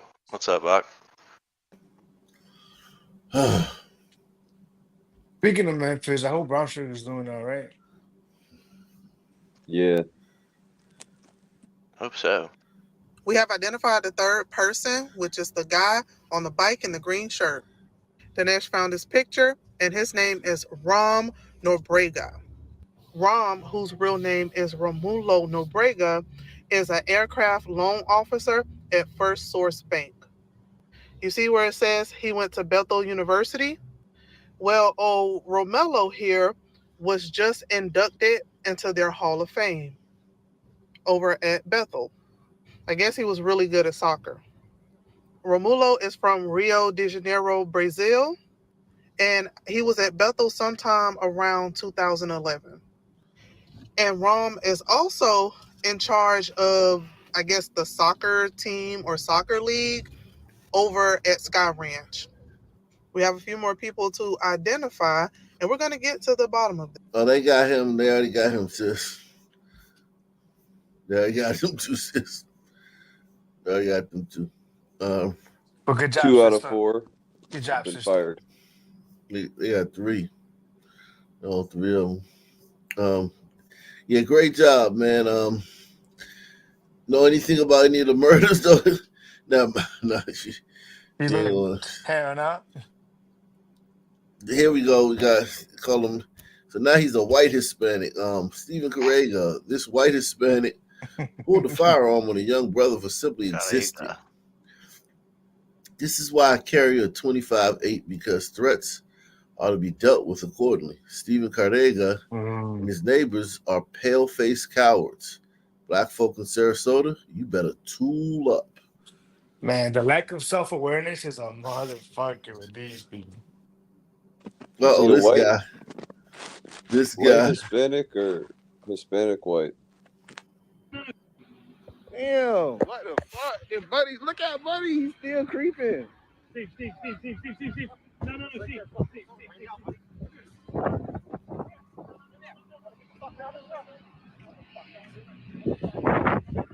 Is his buddy trying to stop him? The dude in the green shirt, he should keep his job. He stopped the other guy in the blue shirt, man, from shooting him, right? Sarasota County, Florida. That young black man is a teenager. Oh, this guy. He's walking down a sidewalk. You see that car pull up. You see that guy get out aggressively, point at him, then go to his passenger side and withdraw something. I can't point it out to you because the video will get taken down, but he pulls out a pew-pew. And fortunately for that young man and for that guy, quite frankly, some people who knew him were there and intervened, and cooler heads prevailed. They talked him out of doing whatever the fuck he was about to do with that thing. So what could have possibly prompted him to think it was appropriate to do that? What happened before this for context? I'm going to show you a video of what happened before. And all I can take away from this is that it's another situation of walking while black. What's going on, buddy? Oh, God. Nigga done brought a team out here. Oh, bro. Yeah. Visiting a friend, that's fine. Just let us know because you're getting neighbors concerned since you're walking around my house. I'm not walking around your house. Hold on, Steve. You've been past my house 4 times. I don't know you. I've never seen you before, and you're walking past my house over and over again. So if you live here or you have a friend you're visiting here, that's fine. I'm not in front of your house. You're actually following me.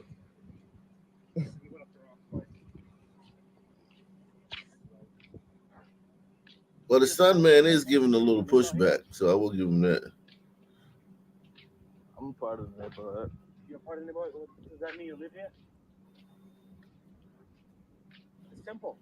Like, bro, what? I'm asking you a question. You live here. You went up to my wife. Bro, I didn't go up to your wife, bro.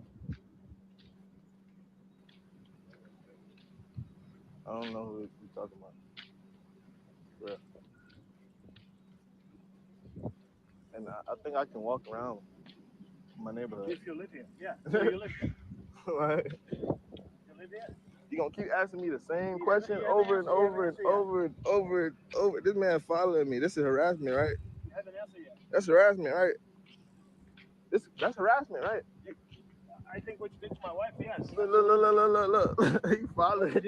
You read it up. See, he's cutting now, that that guy guy's off. already identified 2 of these guys. I'm about to play that. Before I do, I want to say this.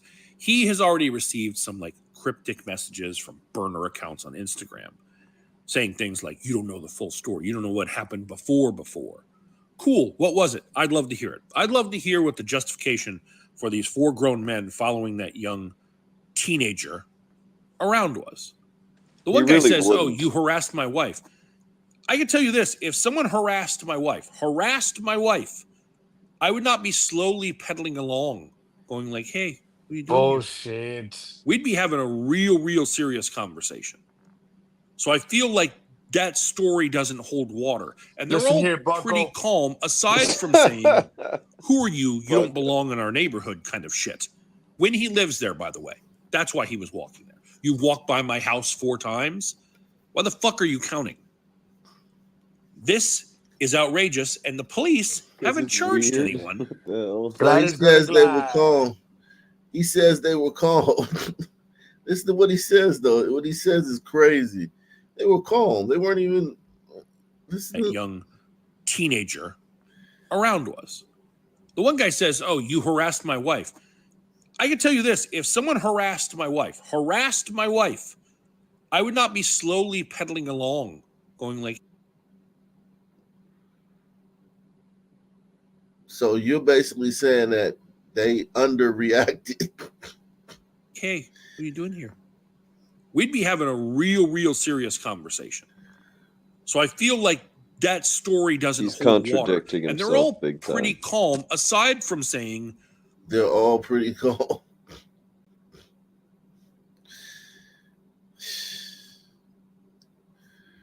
Who are you? You don't belong in our neighborhood kind of shit. When he lives there, by the way. That's why he was walking there. You walked by my house 4 times? Why the fuck are you counting? This is outrageous, and the police haven't charged anyone, even though that guy pulled a gun. They were like, oh, no crime committed. Bullshit, no crime committed. These are who we know so far. I'd love to hear who the other guys are. Last night, I identified Stephen Correga as the guy who pulled out a weapon on this black teen for simply walking and existing in his neighborhood. And I love that you guys have been sharing this. I love that you guys have been getting the word out so that this family can get justice. When a white dude get fucked up in a black neighborhood, nobody does any of this shit. Nobody does any of this shit. You can't. You could give $100,000 reward. Nobody gonna tell shit. What if they murder them? Nobody gonna say anything. Wow. I do have the name of this guy here too. I've seen you walk by my house like 4 times. What are you doing? Did you get David's concerns since you're walking around my house? I'm not walking around your house. Hold on, Steve. You did pass my house. Now listen, I could believe that this young kid probably didn't do anything. I mean, if his mother got proof that they lived there, I could see that, he didn't do anything, and that the guys probably, like, because Milton just happened, they probably thought he was a looter, canvassing the neighborhood. And I could see that. I could see that this kid probably was just walking around talking on his phone, just being like a son man, being like, ostentatious and, like taking up a lot of space, probably being loud and, diddy bopping around the hood, and they probably never seen him before. I could see that. I mean, it all seems like a big misunderstanding, That's what it seemed like to me. I don't know you. I've never seen you here before, and you're walking past my house over and over again. And I'm identifying this paranoid as hello, Jeffrey Gardner. I see you deleted your LinkedIn already. Still found you. Wow. Let's see what Rashad Richie. I know he got something to say about this, man. Let's see what Rashad Richie got to say about this. What about Dr. Umar? An FDMG Academy.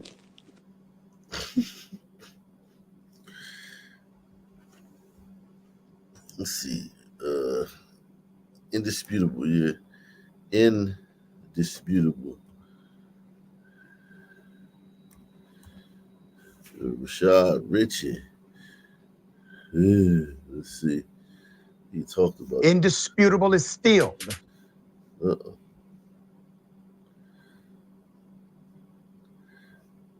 Come on, guys, man. Make sure you take the $5 challenge. Support the channel via PayPal, Cash App, or the Super Chat. We haven't had a Super Chat since. We haven't had Big Larry hit $3. That's salute to Big Larry. We haven't had a Super Chat bigger than that in an hour. That's crazy. A whole hour. Man, I go on these other channels, man. That shit just be lit up the whole fucking stream, man. Fine, man. Salute to Deluxe 247, aka Cal Ripken, aka the real MVP, coming through once again. Salute to my man. Oh yeah, that's my man. Savage in the building, man. Shout out to Savage, man. Savage got to come up, man. Barry B. Salute to Barry B. Barry B. Barry B in the building, man. Shout out to my man, Ugo Von Ooh. Let's see what Rashad got to say about this, man. Remember the teen who was followed by random white men in the neighborhood? Very scary moment for him. Well, that is now being investigated. We have an update. He wasn't afraid. Here it It is. wasn't scary. What's going on, buddy? Nigga, brother. No, answer the question. Team out here. Obviously, he doesn't live here. The reason why I asked you to live here is to try to community, so if you don't live here, you need to leave. If you live here, you're visiting a friend, that's fine, just let us know, because you're getting David's concerns since you're walking around my house. I'm not walking around your house. Hold on, Steve. You've been past my house 4 times, I don't know you. I've never seen you before, and you're walking past my house over and over again. So if you live here or you have a friend you're visiting here, that's fine. I'm not in front of your house. And you know what, man? I do have to say this. The Sun Man did act normal. Like, he acted very normal when I look at it in hindsight. Now knowing that they actually lived in the neighborhood, having that piece of information that they live in the neighborhood, he acted in a way where he didn't go off the deep end. Because Sun Man getting approached like this, Sun Man really killed somebody. So I feel like both parties acted pretty reasonably and respectfully. You're actually following me. You went up the wrong way. We're just asking a question. You live out here? I'm part of the neighborhood. You're part of the neighborhood? Does that mean you live here? It's simple. Like, bro, what? Yeah, see, like right there, that's Sun Man pride. Like, he could have been like, yeah, I live at 7442 such and such street, but he don't feel like he got answer to them. You know what I'm saying? I mean, he doesn't have to answer to them. I ain't telling nobody. No, what I do, I know, but what I'm saying is like, he feel like even to diffuse the situation, he don't have to answer them. Not like he don't have to answer them just because he a man and shit, but like, even if it'll make shit better, I ain't the fucking, you know what I'm saying? Even if it'll, you know what I mean, cut the tension or whatever. Do you think if the roles were reversed? Oh yeah, white man would have been like, sir, I live at, if a bunch of black dudes is following the white dude, oh hell yeah. Fuck yeah. Yeah, for sure. Oh shit. But yeah. that would hang on. That would be out of fear, not out of de-escalation. 1,000%. Yeah, the white dude have every right to be scared. But I mean 1,000% the white dude would have given up any information. White dude might have gave him their wallet even if they ain't asked for it. They're like, nah, we ain't robbing you, keep your fucking wallet. Yeah, 1,000%, man. Like, yeah, 1,000%. If the white dude was armed, he probably wouldn't even have pulled out until he had to. Like, I mean, like, listen, man, what world are you living in? How old are you? What are your memories? Do you have a memory? What have you seen? Like, are these, like, I be wondering what niggas be seeing, or do they be conflating their life with, like, do they see, like, Trayvon Martin or George Floyd, and they think that happened to them? Because, like, what have you seen in your life? What is your life story? Is this stuff happening to you? Like, what happens? What type of experiences are you having with white people that like this? And I'm not even saying like it got to be trailer trash. This type of white people in a neighborhood like this, what type of experiences do you have with white people from this status, from this social economic group? What kind of experiences are you having? May have a road rage. Yeah, I can see a road rage. I've had road rage with white guys like this before. I've wanted to fucking kill them too. Yeah, blah, blah, blah. And yes, I've had hardcore road rage situations with white people. But on my feet, when I was on both of my feet were planted on the ground, you know what? I did have one incident like this too. I ain't gonna lie. In Greenbelt, Maryland, maybe like I was like 20 something, maybe about 20. And I think we were smoking some weed or something, me and my cousin. We pulled up in this neighborhood. We just pulled over. We were riding around, pulled over. And some white dude, old fucking white guy, came over to the car and said some shit. He was kind of like rude and shit. He was like a fucking like not trailer trash, but he was kind of like a, you know what I'm saying, like, he had long hair and shit, but he was older. It was bald on the top. He had on some like dirty jeans and whatnot. He came over there and tried to like check us for sitting in the car in front of his house and shit. But you know what I'm saying? Things like that can happen. Yeah, don't get me wrong. Things like that can happen. But what I'm saying is, like, it's so uncommon and it's so much less tense than the interactions with black people. But we blow it up as if the interaction with white people is infinitely more dangerous than any interaction that you have.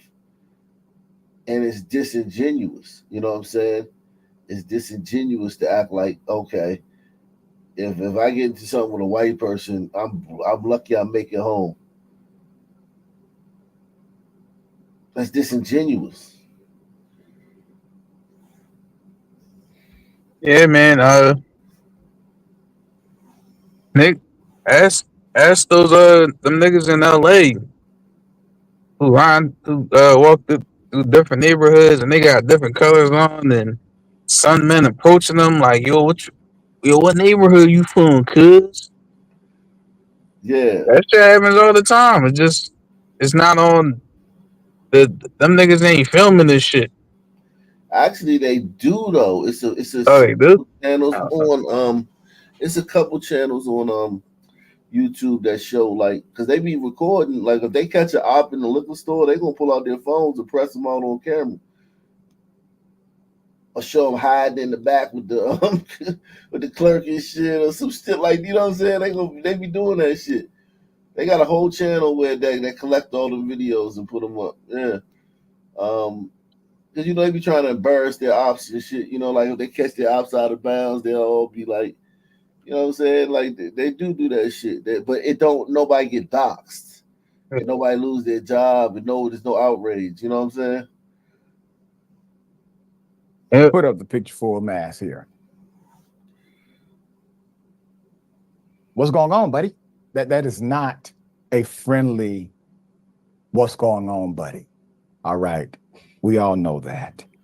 In an update, after a mother posted a viral video of her son being stalked by a group of men, Florida authorities have announced they are now looking into the incident. If you recall, one of the men said he clearly doesn't belong here. He clearly doesn't live here. Clearly.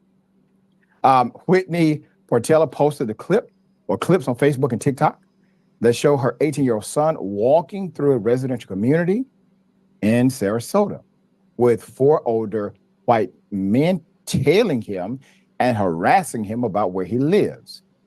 Right after Hurricane Milton swept through the city, she said there was no power and very little cell service in their home.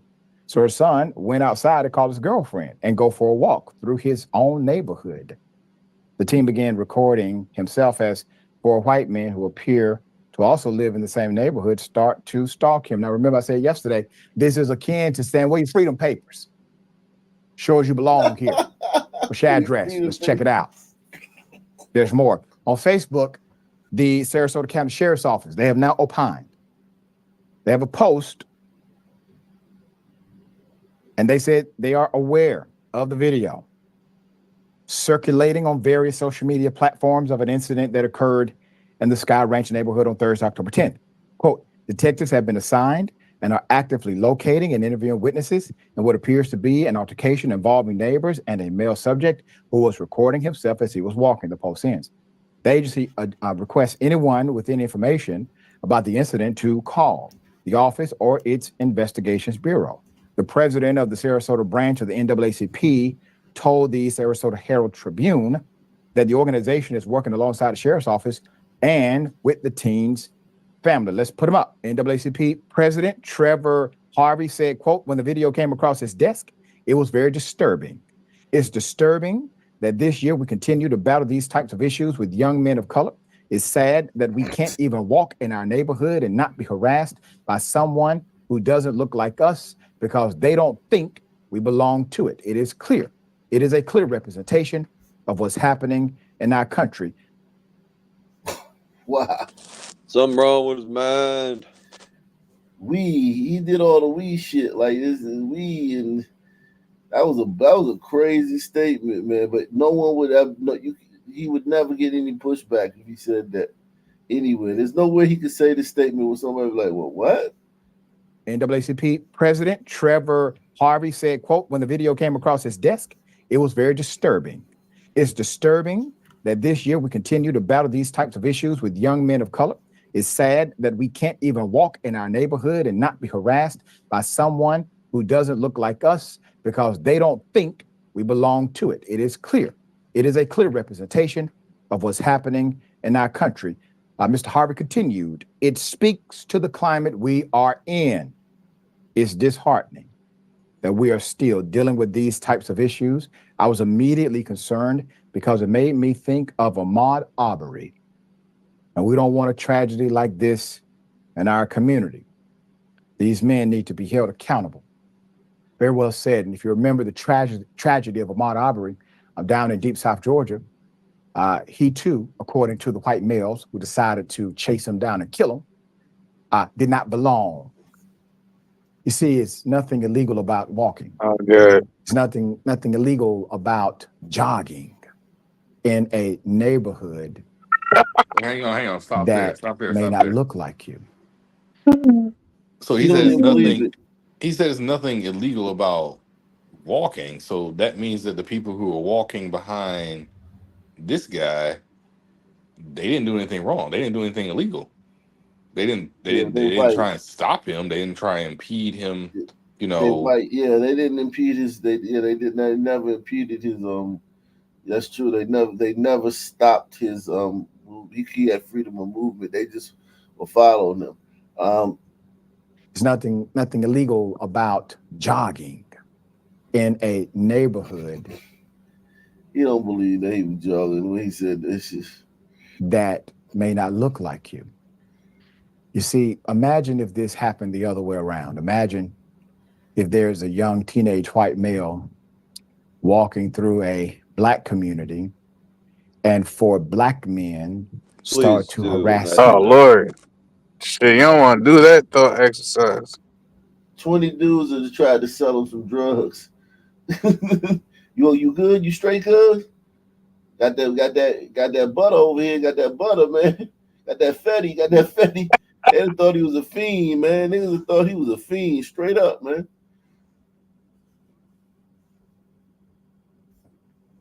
This would be a different situation, would it not? But see, the contextualization lands differently in the minds of those who see this because of one factor, race. Mr. Mayor, thoughts here? Yeah, I want to point out a few things. Here we go. What's the traffic violation? Just hopping out your car, leaving your car in the middle of the road with the door open. You see one guy he hops out the car, one guy comes up on a bicycle, and one guy walked up on him. They were coming on all modes of transportation to address the blackness of this man's skin. Because how dare you have black skin and be in the same neighborhood as me? We talk about Ahmaud Arbery. It was a very similar situation. All I could think about when I first saw this video was this kid was 1 soda can and 1 pack of Skittles away from being. Are you fucked, bro? Oh my God. That was a fucked up thing to say, honestly. Holy shit. Yo, these niggas can lay it on thick, man. Pause. God damn. Yo, can't nobody victim like niggas, dog. Nah. God damn. They were hopping out on all forms of transportation to address his blackness.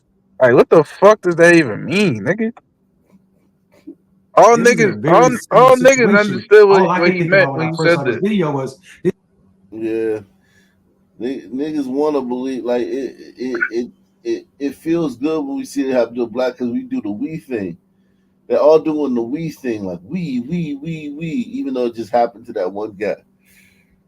This kid was 1 soda can and 1 pack of Skittles away from being Trayvon and Trayvon. And I'm nervous seeing this brother having a hoodie, dark skin, and it's that simple. One of those white men touch him, all of them going to touch him. That's what this idea, and they were already starting their cover up. One of them told a lie, said, "You walking around my house." The kid said, "I ain't been around your house." He said, "Well, you walked past my house a couple times." You get the police who walk on the sidewalk or in the street. I don't. Where does this gall come from? The audacity of you to lie. You're already prepping yourself, the defense mechanism. He walked past my house. Another one told a lie and said the kid said or did something to his wife, and the kid did none of that. This is the nastiness of whiteness. You would be afraid the nastiness of black people, whether we're innocent or not. You're afraid of black people when they sleep. The nastiness of whiteness.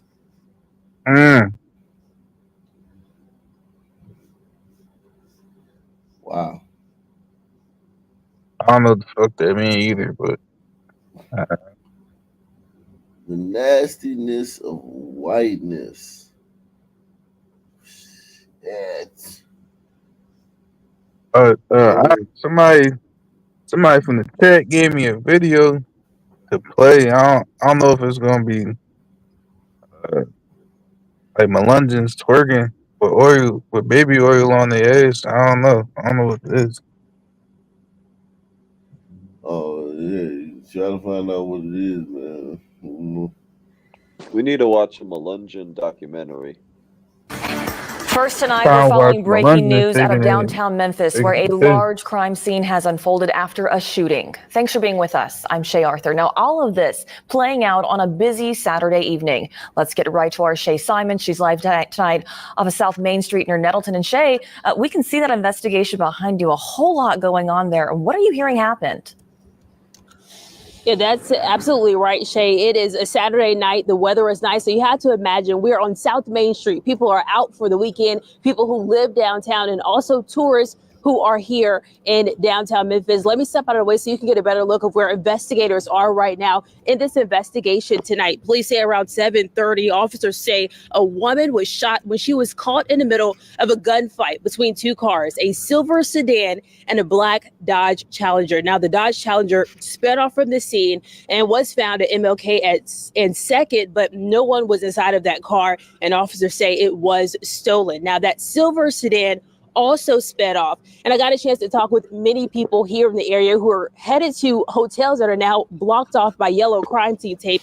And they were shocked to know that this happened outside of their hotel and also trying to get there inside safely. Specifically, one woman I spoke to says that she was stunned to find out that this happened on her very first day in the city. Here to my room at the Arrive, I guess. Yeah. And I had no idea anything was going on. That's awful. I'm from Baton Rouge, and we have shootings all the time, but I've never been this up close to it. Wow, I had no idea.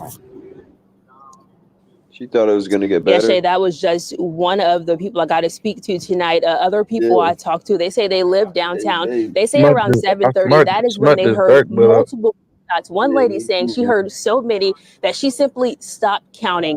Tonight, again, this is impacting people who live in the area, people who are out and about, and also those tourists. And tonight, MPD is asking anyone who has any information and knows anything to contact Crime Stoppers. That number 901-528-CASH. For your news center downtown. They said that the video is black guy says white good Samaritan doesn't belong in his hood. Oh, all right. Put it in the I already did. All right. Let's see. I ain't gonna lie, that's a nice dark book. Salute. You know, I'm not the preference, but salute to y'all, man. You are appreciated still. This is nothing perfect. Yeah, man. Salute to her, man. Salute to all the non-preferences out there, man.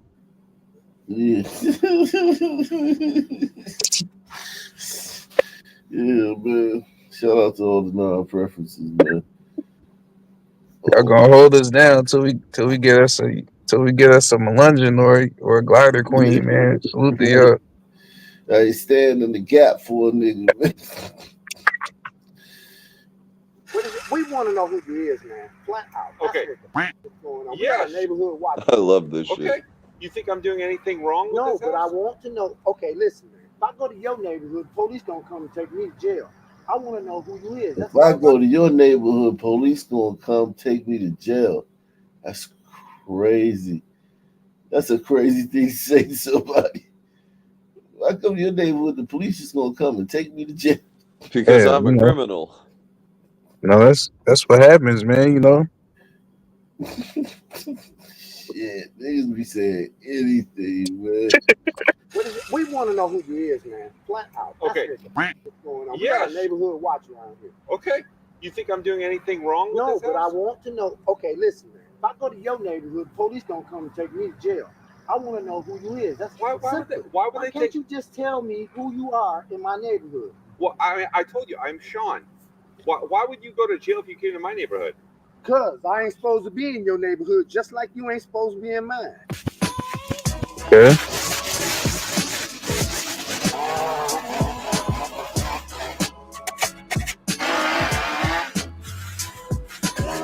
Man, that dude. All right, update. Police are on their way. I bet good money that dude probably. Hello, everyone, and welcome back to the channel. For those of you that are new, I'm so glad you found me, especially for this video. For the rest of you, I'm so grateful for your continued support. It means the world to me. Thank you. There is no doubt we are making an impact, and I am so glad you all are here with me. Okay, everybody, buckle up. I have a good one for you this week. Lots of drama. Quick backstory, I've been working with the city code enforcement to help identify families that are truly in need and to clean up abandoned properties when they've just become too much of a mess. This particular one was one of the worst on their list, so they asked if I could help them out. And of course, you know I love the challenge. So as soon as I pulled up, I knew why it was on their list. Now, thankfully, the neighbors had been mowing the front grass, but that was it.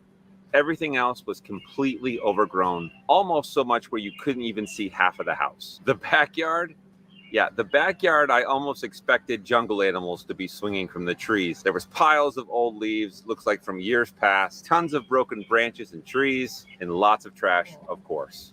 I'm happy to report the property turned out incredible, so much so that he neighbors didn't kept say stopping monkeys by because and that was gonna asking be if it was racist. for sale. They said it had never looked so good, and they were super thankful. Well, all except one neighbor. That neighbor called the police and was not happy with the work that I was doing. Okay, I won't give too many more details. I'll let you guys get into the video and see what happens. But again, I've put links in the description. I keep getting questions on how you all can support the channel. Thank you so much. I so appreciate it. Your support is definitely making a difference in these people's lives. So thank you so much. Okay, you know what time it is. Time to sit back, relax, and enjoy this incredible transformation. See you next week.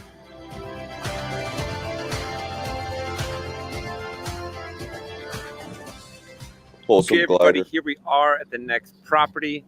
This one is a complete disaster. Code enforcement actually reached out to me and asked if I could help them out. Who knows what we'll find, but let's get started. Get this thing clean. Here we go.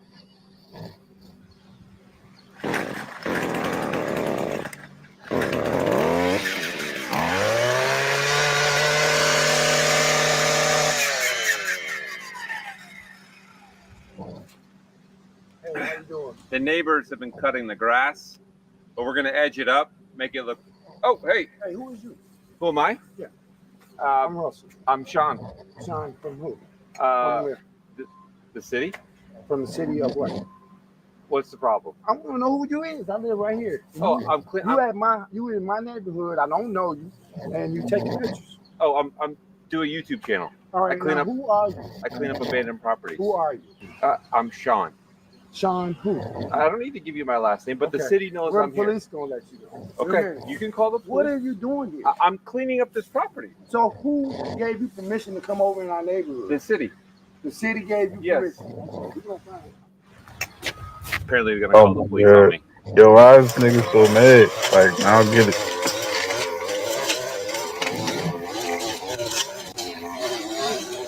He's acting like a real Karen. Yeah, he on some Karen shit. Should we call him a Keon? Come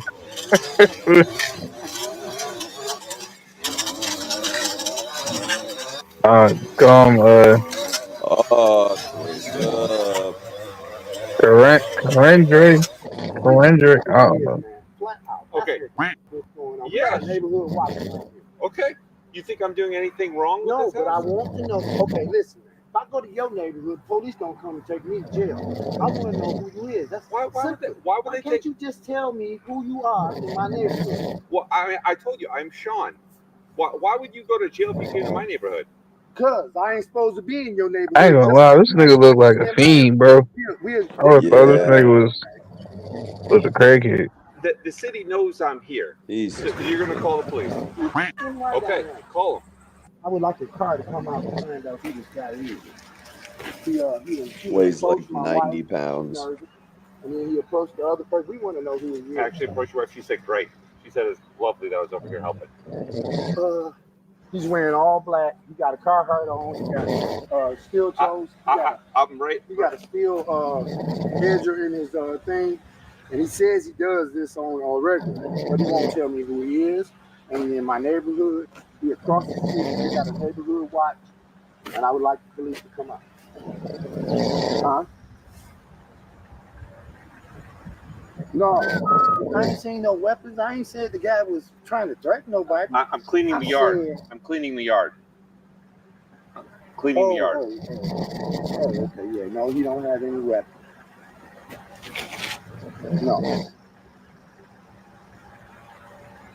Yes, I got the plate number. Would you like? This is an abandoned house, right? I only said something, but he won't tell me. Yeah. Yeah, it's a vacant lot across the street. And I get the yard though in the front anyway. But he doing it, he edging it. But all I asked him was who he is. I want to know who this man is. Thank you. I appreciate it. Thank you. Can I show you something? No, you can show me. You can show the police. You can show me when I ask. Okay, that's fine. Dude's a straight psycho. All right, update. Police are on their way.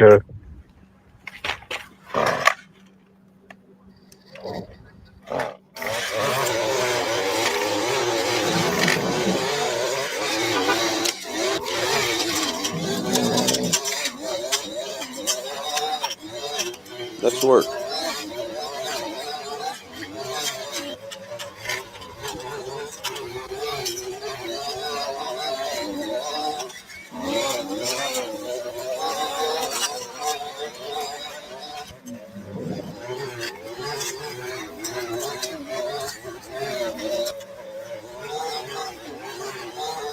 When you coming back?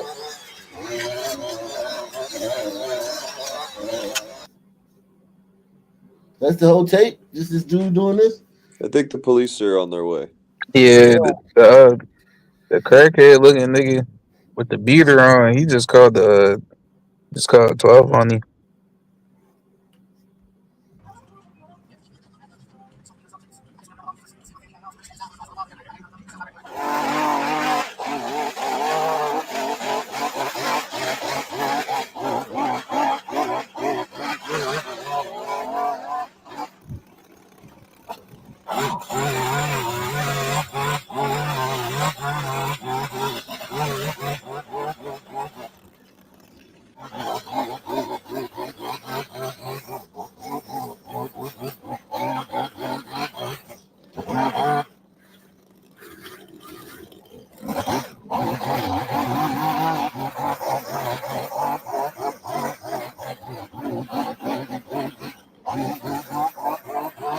Hey, can we fast forward?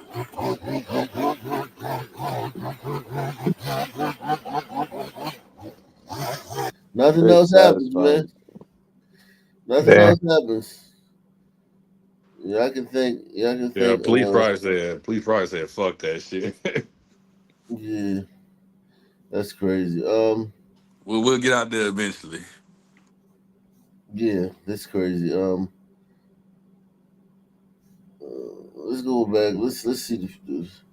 A long-standing myth is that the civil rights movement somehow bypassed Dallas.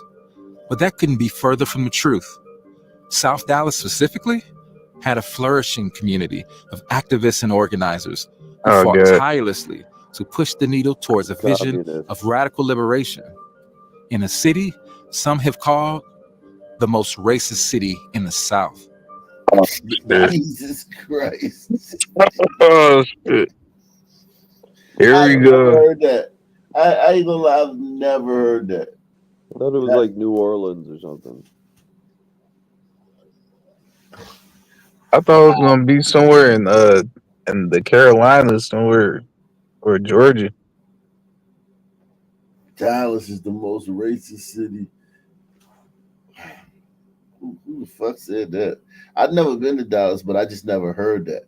I've never That's heard not that even in on the. Dallas. That's not even on the sundown town list. That's The a big vision city. of radical liberation in a city some have called the most racist city in the South. The actual reality is they suppress the history. I'm going to stay here and teach this city a lesson. We learn to be self-reliant. We learn to be self-determined. What the? There's a real revolution going on in this country today. It is a black revolution.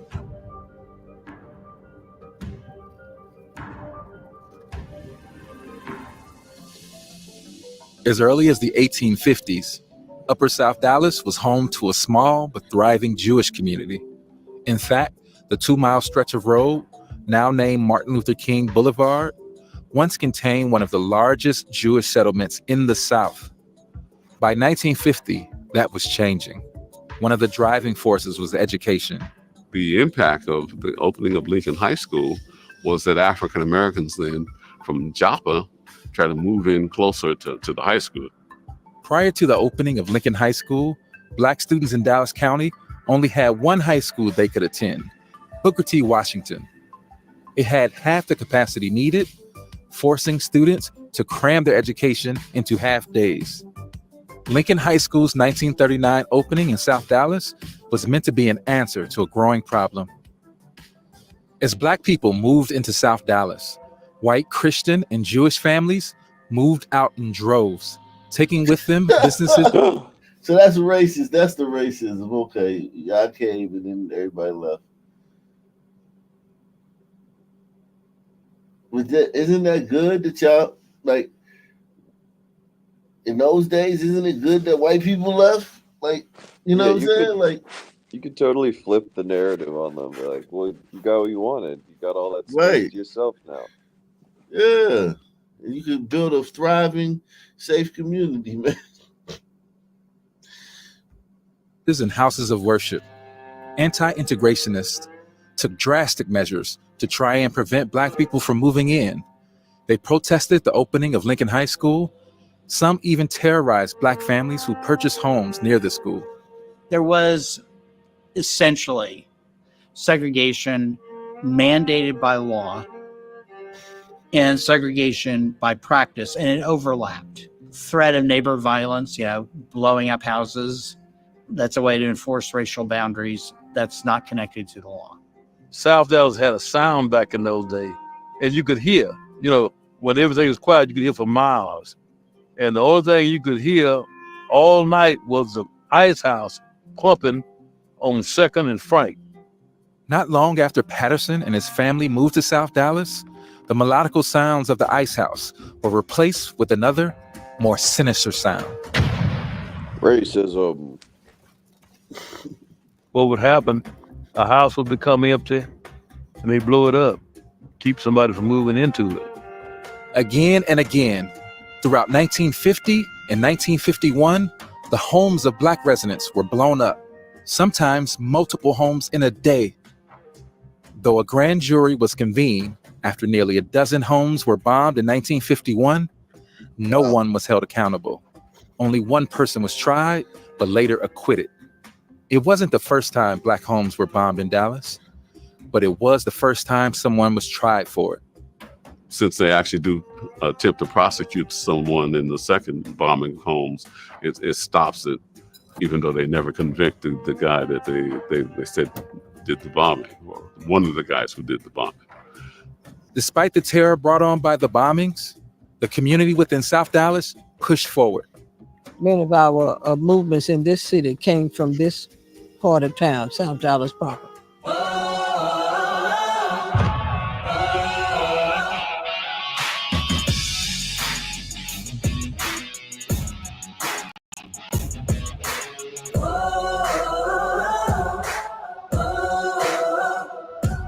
they don't tell the full story.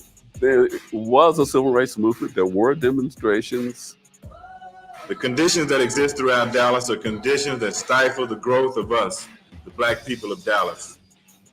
The whole climate was shifting, and I think Black Power, the whole call for power, not just for equality in the sense of sitting beside someone, having accommodations the same, but really determining your life and your family's future.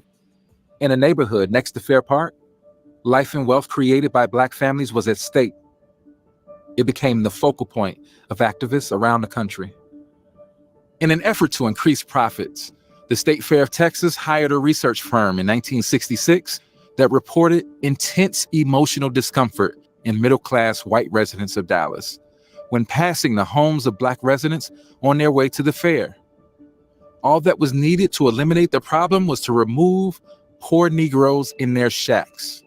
The city started buying Black residents' homes for pennies on the dollar in an effort to erase them from view through a process known as eminent domain.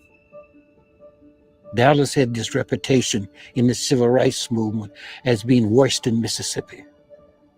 What the civil rights movement thought about Dallas, that Dallas was the worst city in the South, the most racist city in the South, the evilest city in the South.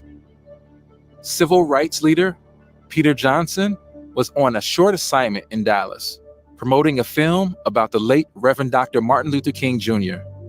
Little did he know his stay in Dallas would be extended after a knock on his hotel room door. It was a man named Albert Lipscomb, a man named J.B. Jackson, a woman named Elsa Faye Higgins, and another man named Mr. Gideon Johnson. And they came into my hotel room and told me who they were.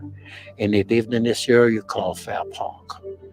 And the city was taking their homes, not their houses, not their land, but the city is taking my home.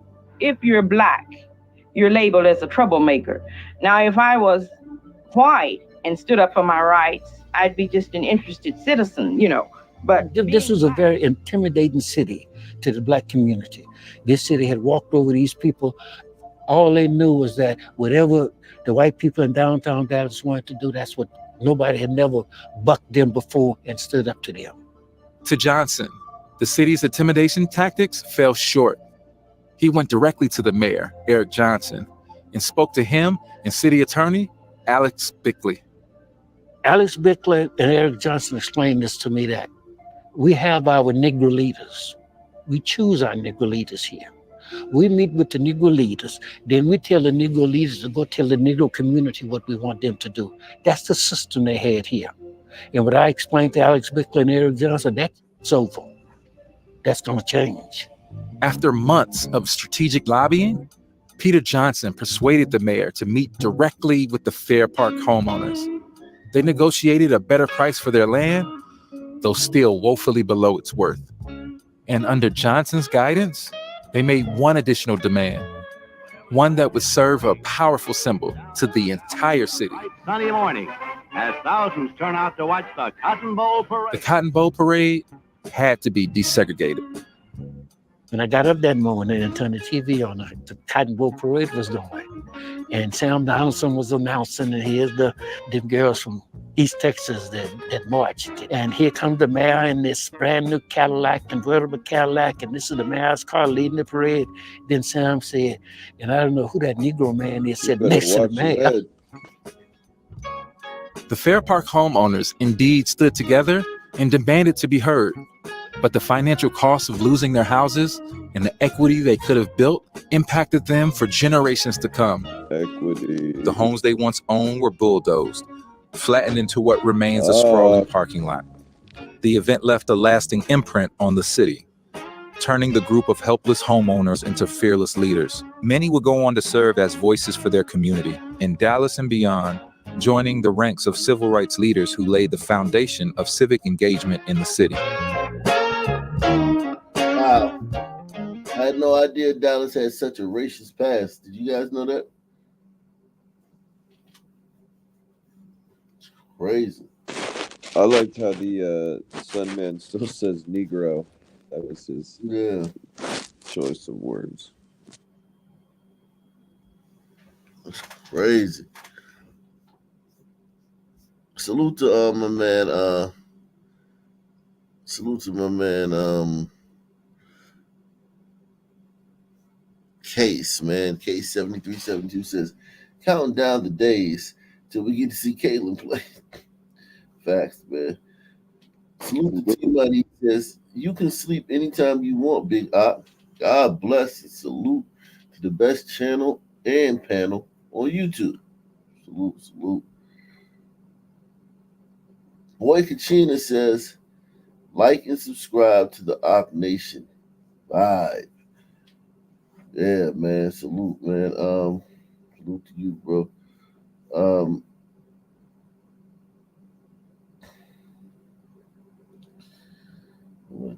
That one another day.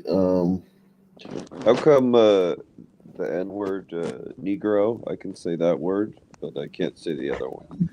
Why is that?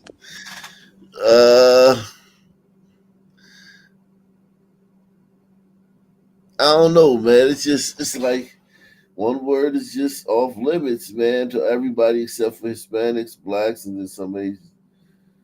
I mean, except Hispanics, whites, and then some Asians, yeah. Hispanics that use that word all the time.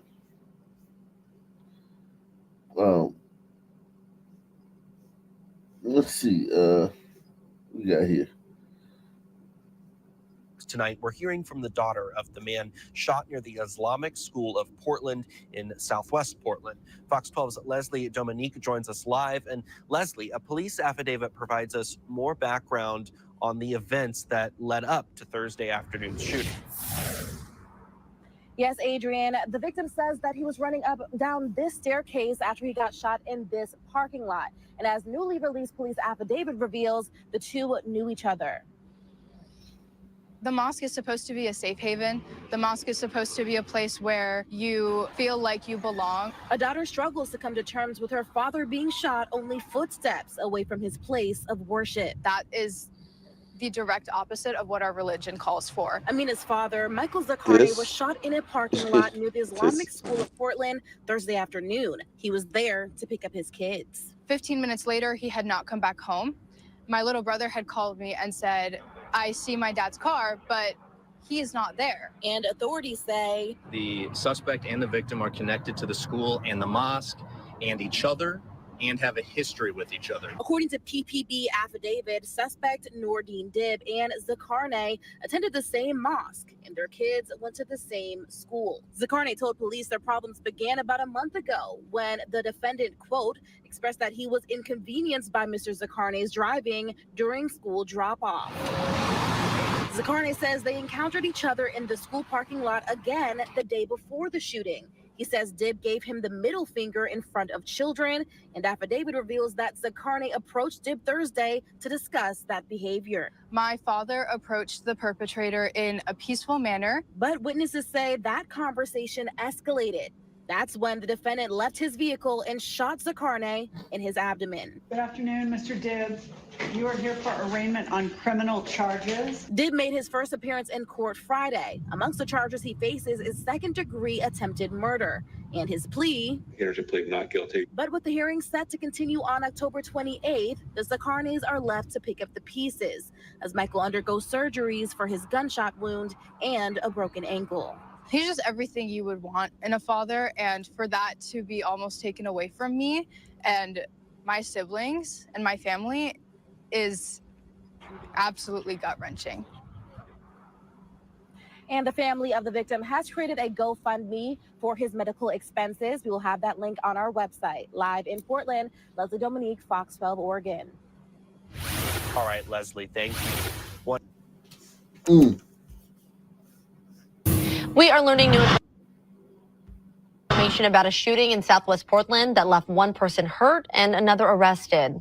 An investigation reveals there was a month of tension between the suspect and the victim. People in the back. Oh.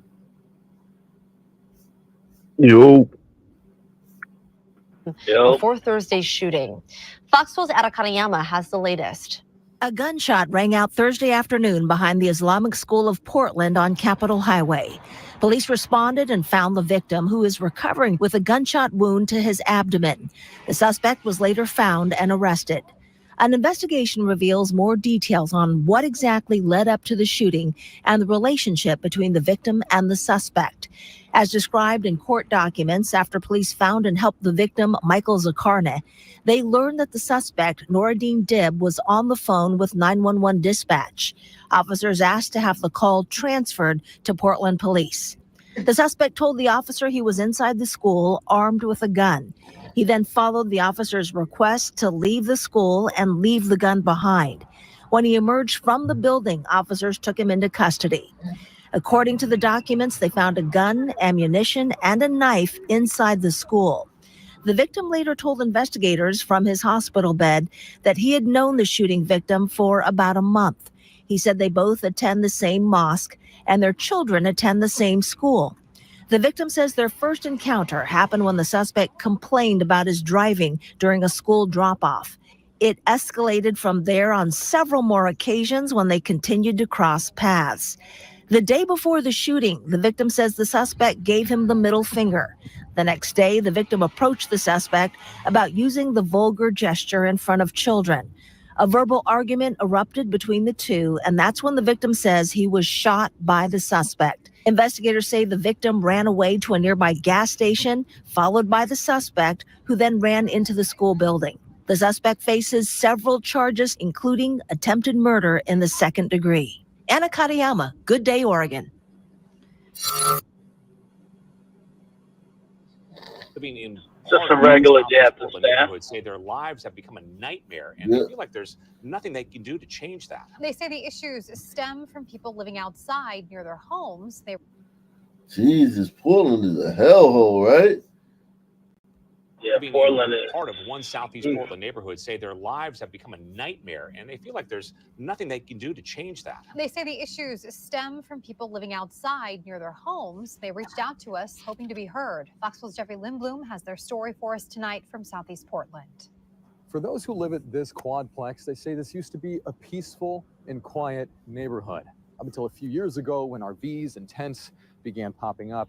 Originally okay, some of the neighbors saying they understand homelessness, but recently they say they witnessed an attack. Now feeling very unsafe, some say they wouldn't even dare go outside in broad daylight. Neighbors say this man is being attacked by one of the individuals they're afraid of, living off the side of their street near Southeast 111th and Powell, something they say would have never happened a few years ago. When I first moved in, it was like a Leave It to Beaver neighborhood. We never had any crime, no issues until the tents started moving in. One by one, they say people in tents began popping up. They say before long, those same people began sleeping in their backyards, stealing things, and even breaking in. It's terrifying. These are the bad guys. Scream at you, yell at you, threaten you. Gwen Ingram says police haven't been helpful. We would call and they'd say, "Do you want us to come out?" "Yes, we want you to come out." That's a stupid question. The group says they're understanding towards people facing homelessness, even empathetic to the trash and junk, which they call an eyesore, but now they say they feel threatened, claiming to have witnessed children being chased on their way to school and someone overdosing just a couple of days ago. Children being chased?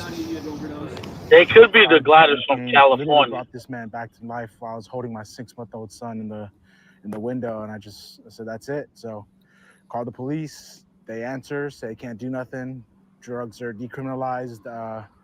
Call PBOT. Which Jovan Pacheco said he'd already done in December, hoping to remove the individuals. But Jovan says despite tow-away notices being placed on people's cars, nothing came of it. Date came, date went, and we're looking at 3 months later of no movement at all. Absolutely helpless.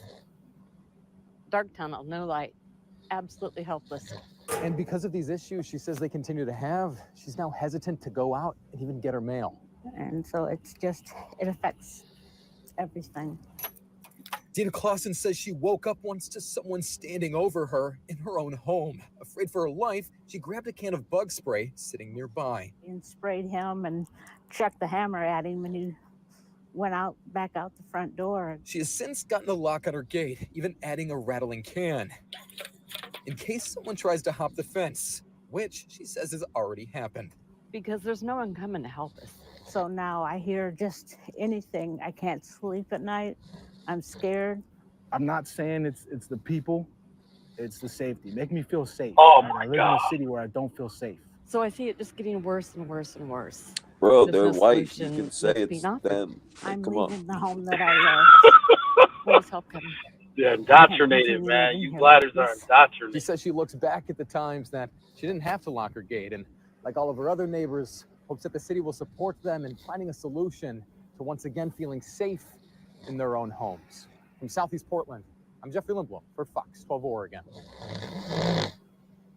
I'm thinking those are bladders. In parts of California. Portland, homeless people living in RVs is a growing problem. About 2 months ago, the city opened what they believe to be part of a solution, the Sunderland RV Safe Park in Northeast Portland, a safe rest village made for people living in vehicles. Well, we have community guidelines. Major Bob Lloyd is with the Salvation Army, the group running the site. Disregard It has that. 55 spots, and as of Tuesday, woke only liberals. 25 are filled. Yet they've had more than 80 people qualify to move in. So why is it still more than half empty? We want to be full, and we've had more than enough referrals from the Portland Bureau of Transportation and the city outreach teams. The challenge is getting people to pack up their personal belongings to get their unit prepared to be towed in. He says there have been cases where crews go to someone's RV 5 times, and the homeless people still aren't ready to move in. And unfortunately, a lot of folks really just struggle following through on commitments. Now, another challenge, and one the Salvation Army didn't anticipate, was how hard it was going to be to create a structured community inside the site when there's already a strong community 1 street over here on Northeast 33rd Drive. And in this community, there are no rules. And on top of all that, we're told that PBOT has been moving people and their RVs to this stretch while they wait to move into the site. There was a young man that came to us and let us know that the program was available. That's It will be open in July. Earlier this summer, Peabot moved Anne's RV to Northeast 33rd Drive, where she stayed for 2 weeks before they told her she could move into the park.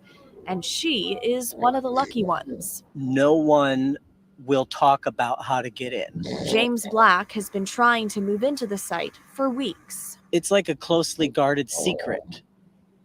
I think it's absolutely ridiculous. Through a referral process, the Portland Bureau of Transportation and city outreach crews pick which RVs are allowed in. You have to just happen to be come upon by one of the community outreach workers that they use to refer people to this park.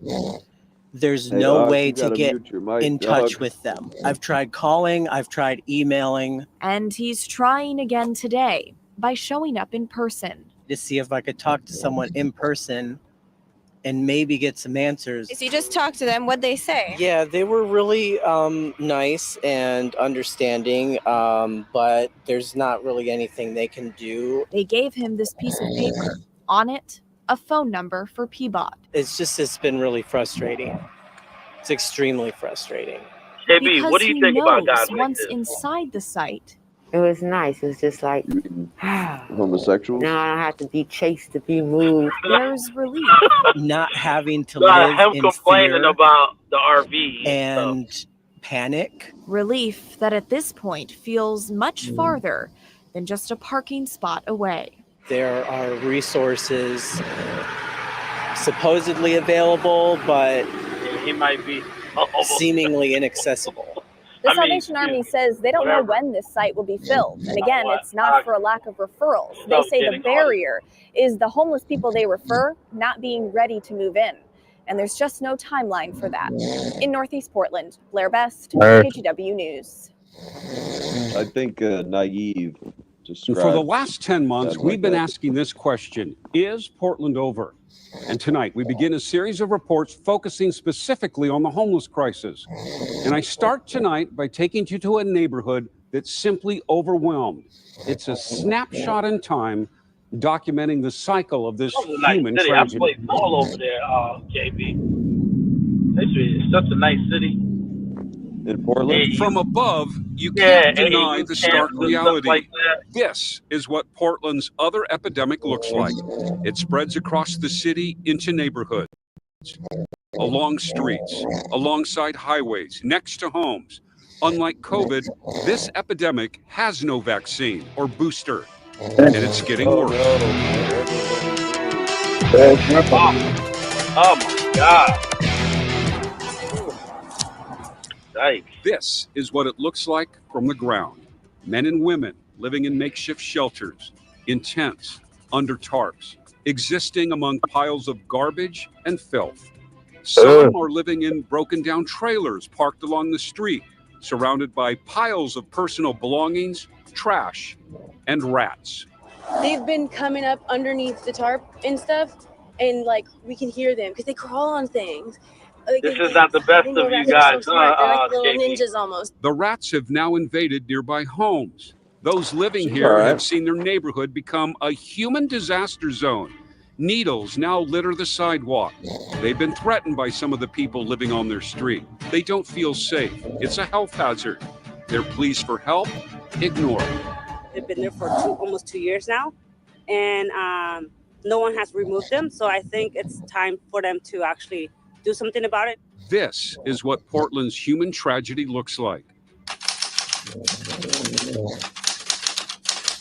Welcome to Southeast 94th and Pardee. I've been here since the summertime, and when they moved people from over that area, they all came over This here, is and our then we all finest kind of got right bunched together. And now I think it's because before we all followed the rules, like the 6 feet apart stuff, you know. So like they weren't really bothering us.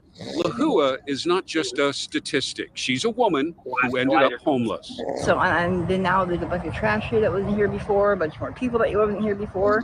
So now we all have to move. Lahua doesn't want to be here. She didn't choose to be homeless. A roommate that didn't pay rent, so therefore we couldn't catch up. It was already too far gone. We couldn't catch up. This morning, Lahua has a decision to make. These are notices right here.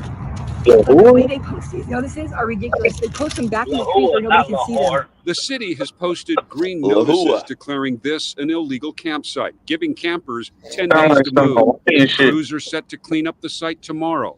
Lahua isn't surprised. She's been through this routine before. These people come and they'll take all your stuff and they'll pack it all up for you. It doesn't matter if it's garbage or whatever it is. They'll pack it all up into one thing and She you gives can mad hella. they'll leave it out here. She gives no on the teeth in the trail head for a game, few though. days. And if you don't come get it, then they'll take it to a locker. So that means anybody can come by and take your stuff. So it means whatever you did have is gone. Where do you go when there is nowhere to go? They'll go either down the trail or up the trail. There's a lot of these people don't really have any place to go. Early the next morning, the cleanup begins. A yellow box truck has arrived. Rapid response cleanup teams are clearing up campsites, trash, and garbage, packing the truck full. But their efforts only focus on this specific area where the notices were posted. Most of the homeless who were here simply moved a few feet down or up the trail. The next morning, piles of garbage and debris have replaced most of the tents and tarps. Cleanup crews will return in a few days to pick up what's left. Lahua and her boyfriend didn't leave. She's staying in a trailer parked on the street. Okay, man. Take care of it. Yeah. Her friend tells me she's feeling sick and is staying inside today. Hey, did that nigga just say her boyfriend? Haven't disappeared. They're just Yeah, waiting. somebody They're gotta waiting beat to see where they'll go next. They did a cleanup yesterday here. Did you have to move during that cleanup? Oh yeah. Where did you move to? I just packed everything packed up. I haven't moved yet, so just kind of waiting to see what happens.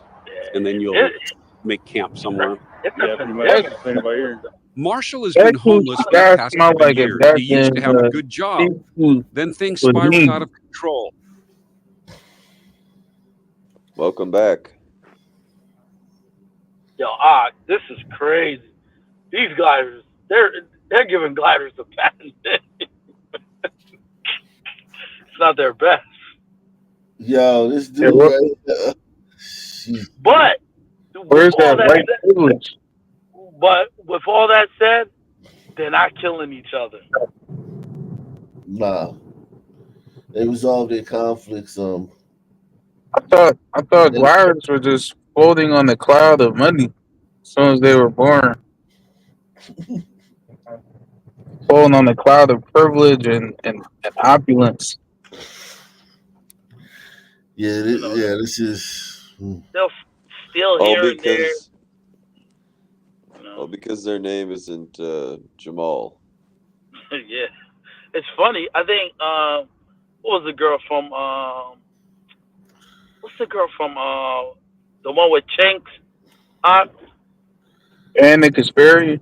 Yeah, one of the gliders. He got a little hump Smash. off on her. Yeah. Yeah, I definitely smashed on Annie. She bent over, picking up her dog's shit, and then one of the gliders, homeless gliders, One of the gliders, what? So we don't know her who area it is was. like, She got assaulted. We don't know who it was. Though. We don't know what the race. She Yeah, she was scared to name him. So it was the I son, remember. wasn't it? She was like, "Why did you guys assume it was a black man?" Remember that? yep. Yeah. Wait, so she never disclosed the race ever? Never. She Wow. Yeah, that means black. For sure. Yeah, exactly. Nah, I think she said it was a glider. No, she never said who it was. Oh, okay. Oh, somebody said. Oh yes, they said. Yeah, they did say she said it was a glider in the chat. When she said that? Oh, she said that. I wouldn't be surprised if she said Did that. she say it? I don't believe it. She said she felt the woods. She would have really felt my woods. I don't believe the fact that she didn't come out with it and then later disclose it. I'm starting to think she didn't want to. She had some white guilt. Yeah, because if it was a white guy, she would have said that off the break. See, all you racists, it was a white guy that grabbed my ass and started humping me in broad daylight. She's happy it was a white guy, like the father whose son was tragically killed. Wishes it was a white guy.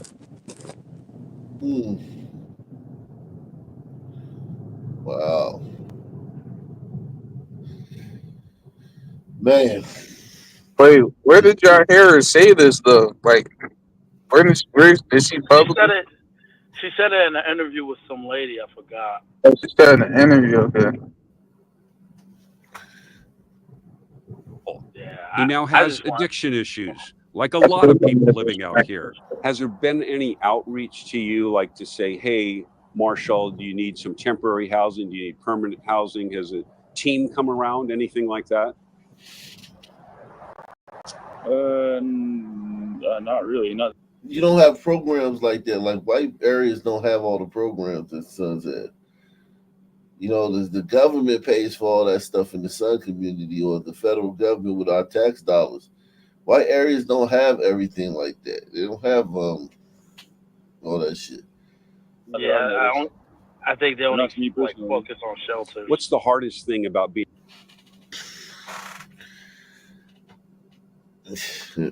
White drug addict, man. Just wasting what a waste of white skin, man. That's a waste of some good white skin, man. Yeah, but not. I hear some people say that. They're like, "Yo, you're white. How could you waste all your whiteness on not being a PhD at Harvard?" Yeah, white gives you that power. You just have to unlock it somehow. How did you waste your white power and your latent whiteness to? They think it's comic book style. Yeah, they think it's like a hidden white potential that you like. You mean DNA? Yeah, but they don't view it like that. They view it like society just gives you everything because you're white. Exactly. You walking on sunshine. Being out here, I mean, you've done it That for does 7 mean years. something, though. It's all hard. or it proves something. It's all hard, and it doesn't get any easier. But I mean, either roll with it or get ran over. I mean, what are you gonna do? While Marshall waits, another person has already moved on. Do you think you're getting the mental help that you need to get off the street? Yeah, I think they do what they can. But again, it's about me setting goals. Bobby says he suffers from depression. Yo, you ain't answer the question right. Yo. Yeah, you ain't answer the question right. You supposed to be like, nah, man, the city just turned their back on us, man. Do you think you're getting the Can't mental say help Portland that didn't you try. need to get off the street? Yeah, I think they do what they can. But again, it's about me setting goals. Bobby says he suffers from depression. He's been homeless for a few years. It's been about 4 or 5 years. How do you survive out here? Just every day, just set goals and small goals. And yep, it's every day set a goal. Yo, he do not look gaunt. He don't look like he's starving. He don't look like he's missing a meal. His face don't look, It look like he never missed a meal. It look like he has extra fat around his face instead of like. Huh? And what goals you think this nigga setting every day, man? I think that's just something he heard. Like, like something he heard. I think one of his goals is try to talk to 5 glider women. That's one of his goals every day. I'll have 5 white chicks. It's a pretty good goal. If they tell you to move on after a cleanup, where do you go? Until that sheriff roll out, man, I leave, no conversation, and I come back. To the same spot usually? Well, not exactly the same spot, but When you talk with those out here, when you listen to their stories about how they ended up here, when you see the addiction problems, those with mental health. Imagine having to come clean this shit up, and you're not like a fucking like prisoner. You're like a fucking sheriff. You join the police department, they have to come clean this shit up. Just get a bulldozer or something. Just burn that motherfucker. Set that shit to a fire, man. You gotta come through there with a hazmat suit. I'm telling you, man, at the least. You're moved with compassion. But what if you lived on this street? The crisis unfolding feet from your front door. Wow. These motherfuckers set up here, yeah. Definitely go out with a BB gun, just be shooting them motherfuckers. Look at this shit. They just post up in front of your fucking house. You got kids and shit. And there's a bunch of homeless junkies from anywhere just milling around outside your house, sleeping out there and shit. Yeah, it's a bunch of homeless beings shooting up, having bum orgies. All these unprotected fiend bust down freak offs. Only thing that's missing is baby oil. That's it. Yeah, steal some baby oil from the dollar store and shit. You ever seen like cleanup? Bad fiend? Like, you ever seen like a bad fiend? You ever cracked on a bad fiend before? I've seen plenty of fiends, yeah. Like a bad one, like a hot fiend. Oh, a hot like Felicia from Friday.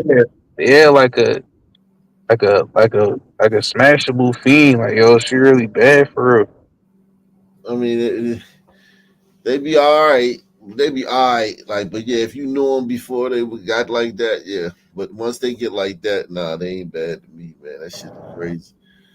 The cycle starts all over again. Where do you draw the line between compassion and tolerance? Honestly, they're wasting their time and the taxpayer money. These people are going to be right back. The city does not have compassion for these people or compassion for us. These people need help. Todd Littlefield lives in the heart They're of Southeast killing them with 94th and Pardee. compassion. He's been outspoken about the city's lack of response. I'm not going to offer an excuse for why we're forgotten. It's clear that we're forgotten. It's clear that the city does not care. They have no compassion. They have no compassion for us, the neighbors, or the people that are on the streets being assaulted every night. Mari Factor feels unsafe. She can't let her children play outside. I can't let my kids ride on that trail, beautiful trail that's very long. It's not so beautiful anymore because it's scary. So many homeless people there. Mari says some homeless have entered her fenced yard. So that's why I have to like lock all my back doors, windows with wood, just in case. I don't know what we're dealing with. I have my big yard and I can't let them out and play. How is that possible? It's not fair. I lived in the neighborhood for over 40 years. So I haven't ever seen it like this. Martin Johnson is compassionate towards the homeless, but says what's happening here wouldn't be tolerated. They're all compassionate. They're all understanding. That's their fucking problem, man. That's why it's happening. That's right. That shit is DNA with them, man. Yeah, just weirdos, man. In other parts of the city. I understand that people are homeless, and I understand there are some that have and some that don't, and they need it. But we have a crime situation in our way. We have stolen cars back there. They steal the catalytic converters off of cars from my neighbor left and right, and we have needles. We have prostitution. We have a guy that's got a bike situation. We're stealing bikes. As for the cleanup that just took place, so oh man, why? They're there for that moment, and then you take the Band-Aid off. You still got the wound. This is the last thing that we wanted. You know what I mean? We hate. It's so hard to do simple stuff like you charge your phone, wash your hands or your face. this is one of the visible wounds. Will and Ashley have been living in this dilapidated trailer parked on the street. They've been living in this neighborhood for over a year. They used to live in a tent across the street. How long have you been living in this trailer for? About 4 months. You had a cleanup here, and you guys didn't have to move? No, we didn't, because we are not in a tent technically. So they never told us we had to move because we were on the street in a trailer. How did they end up here?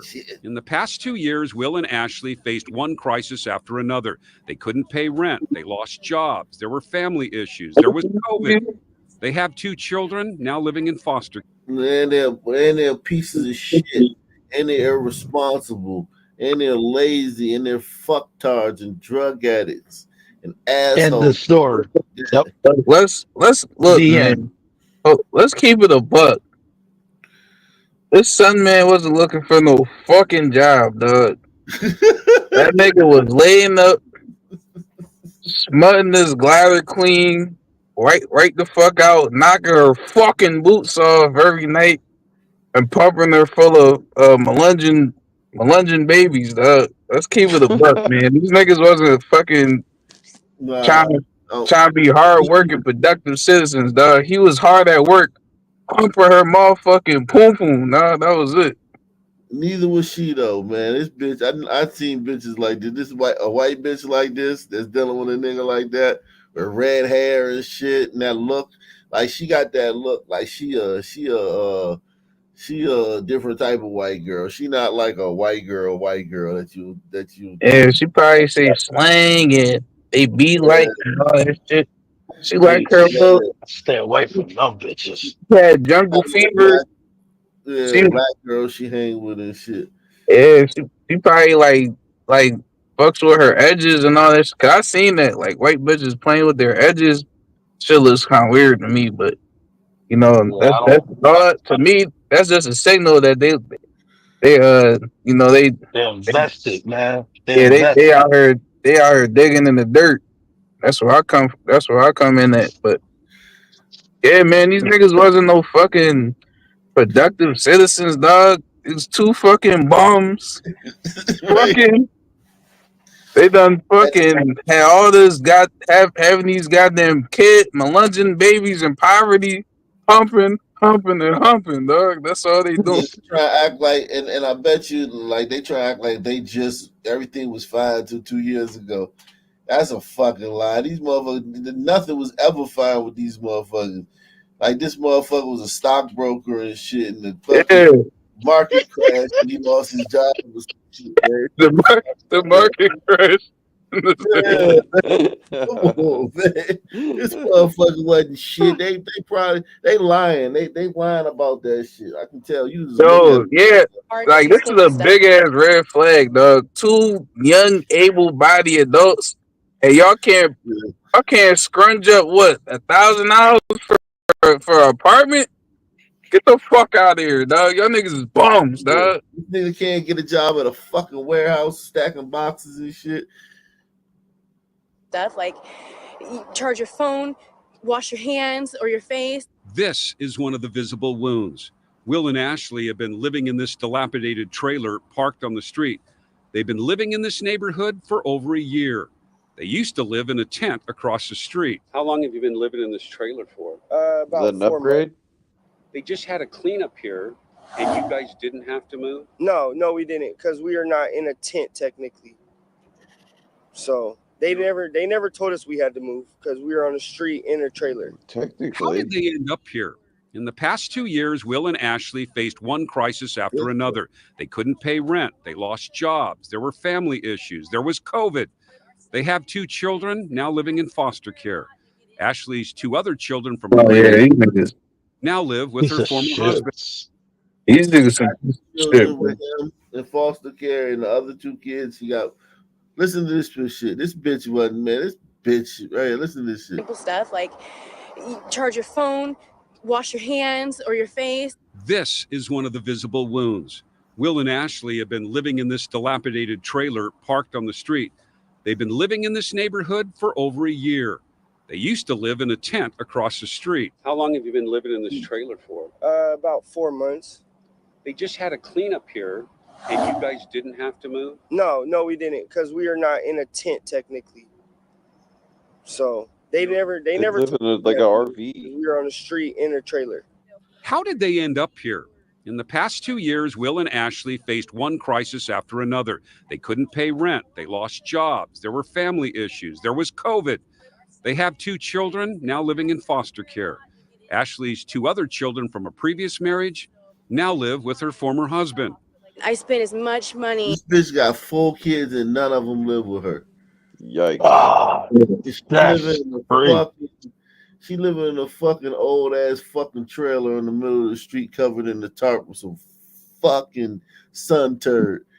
Yo, Man, if I this was, is shameful, man. This is yo, if shameful. I was a I blind man, I would use this as like a cautionary tale. If I see my daughter liking black men, I'll be like, look, bitch, this how you gonna end up. You gonna end up in a fucking trailer having some bastard Melungeon babies humping on some dusty ass nigga with a goddamn hazmat suit. I bet you they Nigger find babies. I bet you they find weed though. I bet you weed ain't hard to find. I bet you they smoke good every fucking day. I bet you that. It's broken as hard as it is. The weed, the weed. They always find a way to get some weed. Before, and we were waiting to get into programs. The list. Previous marriage now live with her former husband.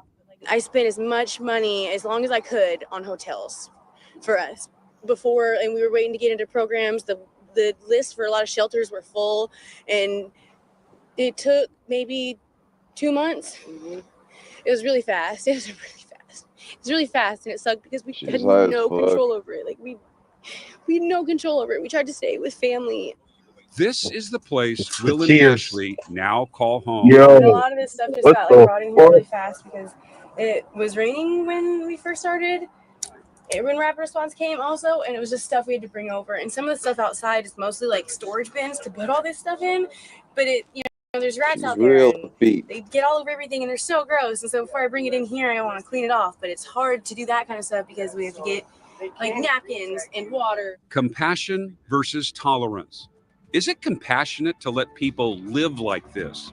Is it right to It's funny, tolerate people fucking up. shooting up drugs on our streets and sidewalks? It's rude for somebody to fucking post out of the whole fucking city for somebody to fucking think about it. You got a whole big ass city, and then these motherfuckers just fucking post up their tents in front of your house. Man, that's Yo, what made y'all pick my house out of the whole fucking city to do this? Yeah, I would have seen that goddamn mud shark. I'd be like, look, bitch, you and your goddamn dusty ass CJ from San Andreas looking ass. Get your Malone Sunday. ass out of here. Yeah, get you and your goddamn dirt dolphin ass the fuck out of my neighborhood, bitch. Yeah, get the fuck in front of my house. Yeah, I definitely they would have to get the fuck from in front of my house. Yeah, man, without a doubt, man. Without a Poor doubt. kids. It don't matter if I Damn. got kids. You got the fuck from in front of my house, motherfucker. 4 kids. You would think she would stop at 2. What you mean stop? She just it's not like that. It's not like a stop thing. She a fucking thotty ass white bitch that's fucking with this nigga. She fuck with this nigga. This nigga got her living in a fucking trailer and shit with a tarp over it. Yo, is that Lou Williams? Shit. Look like RJ Barrett for real though. This nigga's a fucking bum, yo. And he high as shit right now. He high as fucking giraffe pussy right now, man. And this nigga is just fine. Like he fine with this shit. Like this is they'll live here for 20 years if it's up to this nigga. Because there's no responsibility. Yo, that son man living his best life. Yeah. Yeah. He got pussy, so she got her. That's pussy. And if he could find a way to get some weed, maybe she do some tricks and some shit and get some weed every night, or they use a little like government check they getting to get some weed or something. Weed, I'm telling you, if this nigga gets some weed, he got her for the pussy, man. He's gravy, my nigga. Look at him. That nigga don't look like. Yo, y'all harsh, yo, but it's the truth, man. You need that Wi-Fi though. Does that look like the face of a man in distress? Yo, do you think they're not using them people's Wi-Fi in that houses? You think they're not using Obamacare bullshit phone? Yeah. They running up these people's Wi-Fi. They stealing their cable and everything, man. They fucking probably running some shit. Got their electricity. They running some fucking illegal shit from their probably using these people's electricity and who live in these houses. Hey, look at this nigga, man. This is shameful, man. You should be ashamed of yourself. This nigga is comfortable, dog. Look at him. He got his hazmat suit on. He got him some white coochie. That nigga living his best life, bro. That's they bad probably white. be and everything. He probably be like cussing her out and everything. He got her living in a trailer. He still be cussing her ass out. Bitch. That nigga be like, bitch, I'm a whole high value man. Like, yeah, he be listening to Kevin Samuels and shit. Nigga be in the trailer listening to Kevin Samuels. He was phone listen to Kevin Samuels, Fresh and Fit. He on there don't listen to Fresh and Fit, living in a fucking trailer on the street. That's crazy. They can never leave. One of them always gotta be there at all times because if they both leave, another homeless people gonna try to steal that joint, man. Try to take their little house and shit. These motherfuckers. That's probably why his excuse for not getting a job. Baby, I can't get a job because I gotta be here and make sure nobody steal our place, man. Yo, this shit is crazy. That nigga living good, man. He great. He got it good, man. You know what? Same black time, same black channel. Out of here. Peace out. Peace.